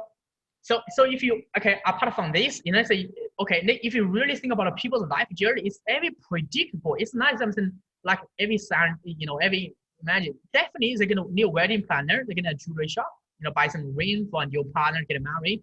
Okay, when they get married, I'm just talk about just in 12 months. I'm not talking about this in on time. If you really think this one, your customers' value, not just about it, you make it like a 10 grand commission from them. Your customers' value will double, triple, quadruple. You're gonna, for sure. So your business gonna double, triple in 12 months time. If you really, you know, apply this into our business, by doing this, you are truly going to become a big quadrant business owner. Why? Because you don't have to provide all of these services. But you make money from all of the product or service that you are selling. Of course, you sell the product service for these people, but your business, yeah, your business, you know, your business is include. That's one of your product line. Just imagine that's how you can put yourself into big quadrant business. Okay. That is how. I mean, this is just strategic level, and a big company they will do this. Big company, they will do this. That's how they do it. Big company, they will do it. I give you example of big company. That's why big company can be really big. McDonald's is a real example. Another example would be Apple. Have you heard of Apple? You know Apple, yeah? Yeah. Yeah. But do you know what kind of business Apple is in? Apple. Technology? Yes. But in order for them to have the product like iPhone, of course they sell, let's imagine they just sell iPhone for sure. That's what they're selling for sure. They're gonna sell iPhone. But in order for them to have iPhone, and let's say imagine sell iPhone. Well, okay. They're in the business of selling iPhone. Let's say, okay, what do they need to be able to sell the iPhone, be able to have the iPhone product? All the materials to make the phone. Yeah, but does Apple make manufacturing? Well, I thought they would, yeah, but do they not? No, they don't. Okay, I give you one of the company in China. This company, you can Google search about it. Okay. This is all of the big company, Fortune 500 companies, they all use the same strategy like I showed you. This is a strategy already been proven to us how they use to grow their business. Most of course, most of small business owners never spend the time look at it, but they're not, you know, they don't have time, they're busy, you know, they've never thought about it. You know, you can Google search for the company called Foxconn. They're the Chinese company in China. Okay. And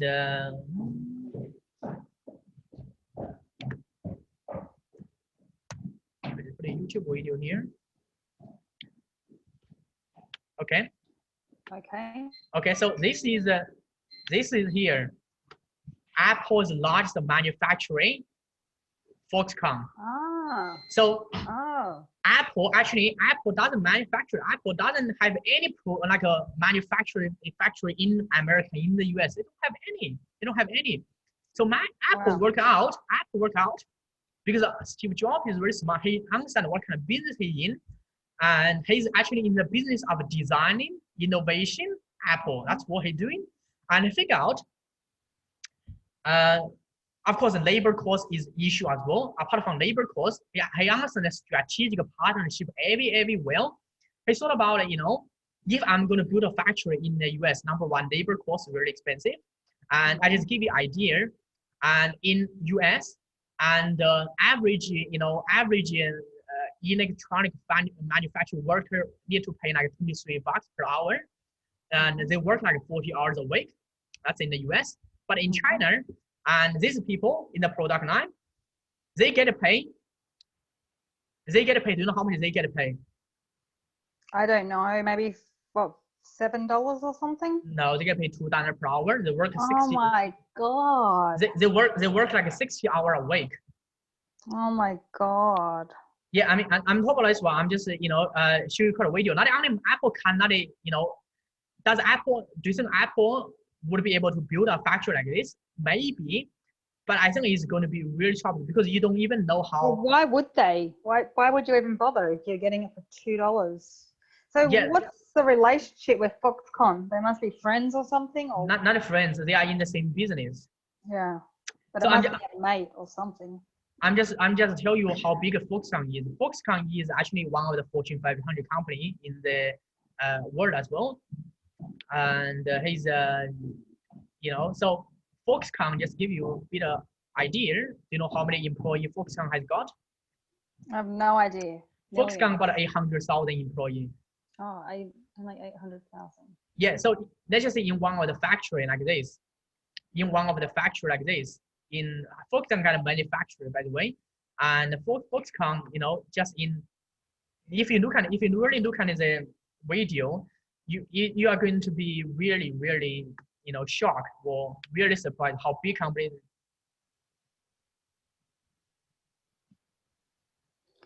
It makes me just realize how lucky that I am, how lucky we are. Yeah, I'm so lucky to be born in Australia.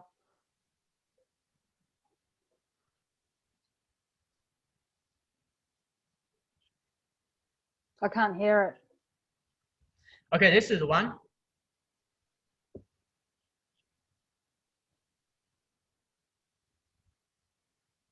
There's no sound, but I can see.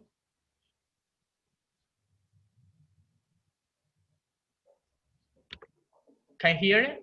No, I can't hear it. I can only see it. Okay, so you're not say it, but I'm just explaining to you. So, do you know how this iPhone or iPhone has been made? Do you know how it has been made? Like just putting the bits together? Yeah. Do you know how many people it need to take? No, a lot. Years of research. If you do some research, you know, I did some research just for iPhone, and okay, I'm not talking about it, just for the screen, just put the screen together. Oh, you mean as how long does it take and how much does it take to build one? No. If you really look at the manufacturer, it's thousands of people just from the shell to from the screen, from putting all together. It took about thousands of people on the line, plus a bunch of machine, a bunch of the one.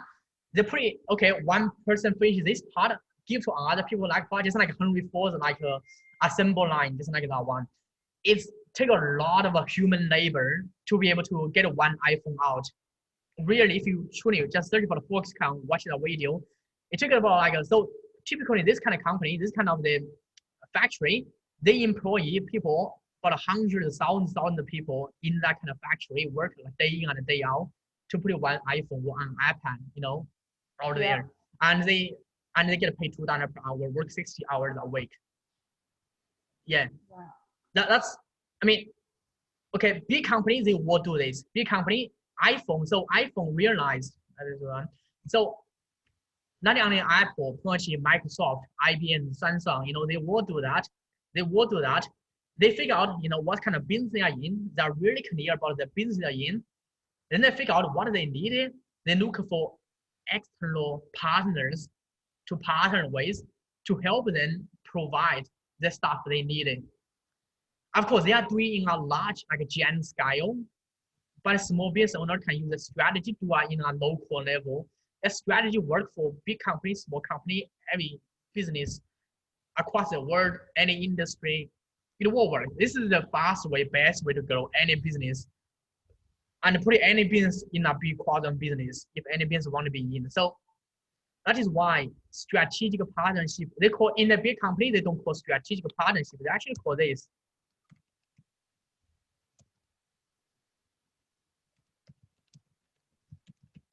They call strategic alliances. That's what they call. This is it sounds like really technical, but it is exactly the same. If you look at strategy, it is when two companies undertake a mutual, beneficial project, and each retain an independence agreement is less company, less binding, like a joint venture, and the two business pool resource and create a separate business. I mean, from like a investment, just like a really complicated, but it simplify basically just two company or two business put together and become one business, and maybe for one project, for one product, or for different product, and grow the business together. That's what they do. So how does this fit into what I'm doing? How do you foresee me forming a strategic alliance? So you mean just in the way of the listing sell process at the bottom end? Let's say if you look at an EXP, what do you think? What do you think an EXP's business model is doing? Do you think an EXP? Well, they're already doing it. Like they already have their mortgage brokers, and they're already trying to build teams so you can keep it all in EXP house. That's what they're already doing. Okay, so if I can tell you straight, you are one of the strategic partnership with EXP. That's basically you are. You have, you may not realize it, but you are one of the strategic partnership with EXP. EXP leverage you to grow their business. Yes, because you make money, and not only by sell more real estate, grow, sure they make money, and also one of your job is to get other agents on board so they can grow their business. Yes. So you are one of the strategic partnership with EXP. EXP leverage you, just like Apple leverage Foxconn to grow their business. EXP leverage you. So it's really critical for you to understand it, because you must understand who is going to leverage me. You have no idea. People, same as network marketing company. Imagine network marketing company. You work as a distributor or franchisee or this one. Actually, you are just like a strategic partnership with them. They leverage you to grow their business. Of course, you get a benefit as well, but that's how the business works. That's right. Is multi-level marketing. I've been to 4 of them, and it took me a long time to figure out and why is a business model like that. And once I understand this, I said that's pretty much every business works like that way. But if you understand that network marketing works like way, EXP works like way, you can operate your business like this as well. What I mean is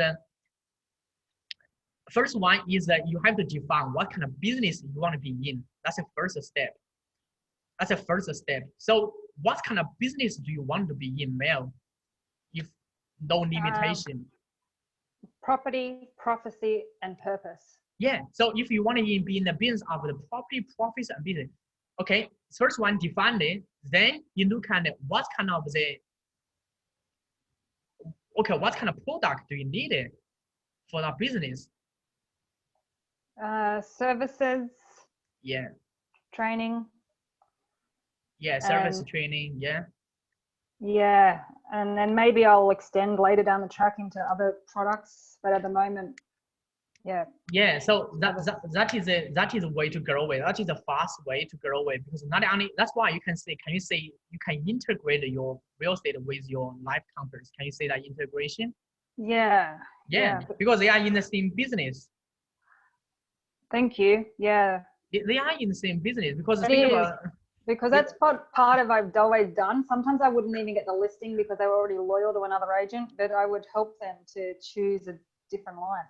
Yes. So basically, if you have a wrong definition, if you define yourself as a real estate agent, you can say it's separated. But if you define yourself as a property, and you can say the business you are in is just like McDonald's. McDonald's feel comfortable because they are not in burger business; they are in fast food business. So they are going to sell any kind of fast food as long as it is a fast food. Like Coke is a fast food, and chocolate, and even ice cream, popcorn. Jason, I'm really sorry. I thought I had an appointment at 1 o'clock, but I thought it was cancelled. And yeah, they've just messaged me, but I have to go because I've got an assignment due, so I've got to quickly whip up the assignment. Yeah, great. But do you think this help you and with what you are doing with Yeah, thank you. Defining what it is, and really define your business, and you have first one define is really easy. Look at the people you wanted to help, because McDonald's, not everyone like McDonald's, but McDonald's only target people who like fast food. That's the only people. So they only going to sell fast food. That's what they sell. And so if you look at what kind of business you wanted, so what kind of people you want to help, if you just focus on the people part, and then you can, it's very easy for you to define what kind of business you want, because the people is going to help. Then what I mean is that is one. Then you're going to find out, okay, what do they want? Then you're going to come out, okay, what kind of business I should be in. Okay. Yeah. Yeah. What do you think? Well, what business are you in? You're in education, marketing. I think are deeper than that. So I look at it. I'm just using my example. So I look at it. The people I want to help, basically, it is okay. I told you the best target customers. Anyone it will be the best target customer for anyone. I truly believe that, because based on the research, based on this one, is there is one of the spiritual, things you can research about it. Yeah.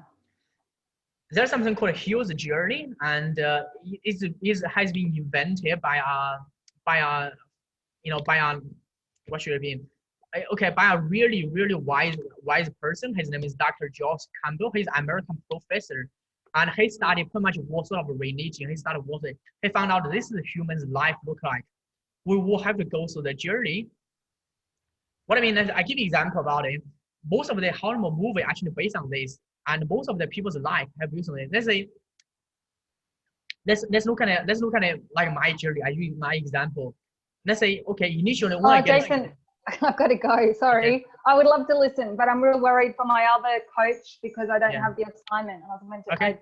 I thought I had another week because she's in a class, but they've just told me it's on. Okay, sure. And so if you have any question about it, I do remember the hero's journey from you, and that's the only reason I know of it. So the best way to look at it is who is okay. Look at a younger version of yourself. Look at it like maybe 2 or 3, 5 years ago, and the male, and find out that kind of person, and that will be your target customers, and find out what they want. Then you figure out, okay, what kind of business I should be in. If you look at it from that way, you'll find out that will be you're gonna find the best target audience, and you're going to have you are going to figure out your who are going to work with. So first one, figure out who you're going to work with, then figure out what kind of product you want to add on the top. Okay. Yeah. Who I'm going to work with and what product. Okay. Yeah, I saw in the training program, I do have a, I do have a like a customer avatar worksheet, which is identifies age, gender, and have you got a chance to look at the? No, but I will. I'll go Yeah. over it. I'm sorry. I'm being bad with assignments. But I will Yeah. I will. I'll do to you what I'm doing for my other one that I have to have it done, and I'll do the same. Okay, great. I've got a new training system now. It works much better for me. I just do everything on my phone. Okay, good. Another one, I figure out. I think now I figure out, just only do the online course. That's not enough because like you are busy, and also most of the agents who are busy, I give you online course, but you know, so one thing I'm planning to do, I just maybe ask you some feedback from you. Actually, I'm planning to run like a live Zoom workshop, which is like 2 days, and so basically implement, like you say, if you wanted to build a funnels, like we, uh, so I basically in that workshop, I step by step like work with agent, like with a software to help you step by step build out your like a presentation out. Is something you will be interested about it? Yeah, as long as it's duplicatable in the way that I know you're using ClickFunnels, but then I'm using Groove, but I think it's all very similar anyway. No, we're not going to talk about the setting of the software. That part is easy. I'm talking about the let's talk about this one. Let's talk about the identify your target client. We're gonna have the question ready, and then I will explain question by question, and you can answer it in the workshop. So by the end of the workshop, you'll have your every clear about your target customer ready. I'm talking about strategic partnership. Let's say, okay, so okay, I'm kind of busy in, and what kind of strategic partnership I need. I said, in the workshop, we're going to step by step work with you and help you figure out exactly who are going to be your strategic partners, and also put in the Excel sheet. So, okay, these are what the people you need to contact after workshop to get it into your team. Sounds great. And also, apart from that, let's say you may say, okay, what kind of offer I need to create? Then we say, okay, let's work on everyone's offer is going to be different because we don't want to agent compete with each other. So based on your knowledge, expertise, resource, what kind of value adding service you can put into it. So then we create an offer in our workshop. End of the workshop, you have the offer. Okay, that sounds awesome. Thank you. Sounds awesome. By the way, I'm planning to do that. But so far, I mean, I'm planning to get more agents involved in. So yeah, how much are you going to charge, and how many do you need? What so far, because I wanted to deliver as much value as to most of the agents also, because what I'm showing most of the agents need to take time to learn it. So do you know any agent who will be also interested about it? Maybe, because one agent today, Luke Baroni, I found him on Facebook because we were already friends. I haven't met him, I don't know him. But I didn't know that he is a buyer's agent until yesterday. So when I saw he's a buyer's agent, I asked him if he'll help me. And we had a phone call this morning, and I just asked 10 questions. Well, actually, I only asked 6 because I never got through all the questions about how do I be a buyer's agent. And so I think I inspired him that he might be able to help people like me to come up with like a short course. So someone like him that was interested to do that, he might do it. Okay, in a course, I mean, okay, in a course, and one might go. I mean, I have a few courses I'm thinking about it, I'm planning about it. But one of the one which is really one, I think like it's guaranteed going to help the agent to do that one is I just quickly show you, and then you can maybe tell other agents about as well. Oh, Jason, I can't. I got to go. I got to do my assignment, or I'm going to let my guy down. I really have to do the assignment. Okay, great. Okay, sure. And so if you know any agent, and then I'm planning to let me know how many will be interested about it. So for the first one, I need to know how many interested about it. Then I'm planning to do that kind of that would be called like a live workshop. And so that's something I have the plan in my head. Okay, well, okay, I'm good. happy to help because you always help me. Thank you. Yeah, okay, good. And so let's keep in touch. And so yeah, thank you. I really appreciate it, Jason. Like so many things, I appreciate it very much. I had no idea about a lot of that. Thank you. Yeah, I mean, well, you are not the only one. I think so many agents don't have idea about this as well. That's why the sense is, is avenue. So I'm trying to figure out a way, try to partner with someone else, to get more agent to know about this. Yeah, no, I'm sure it'll happen. Okay, great. And thank you. And so if you have any question, let me know. Bye. All right, thanks. Bye.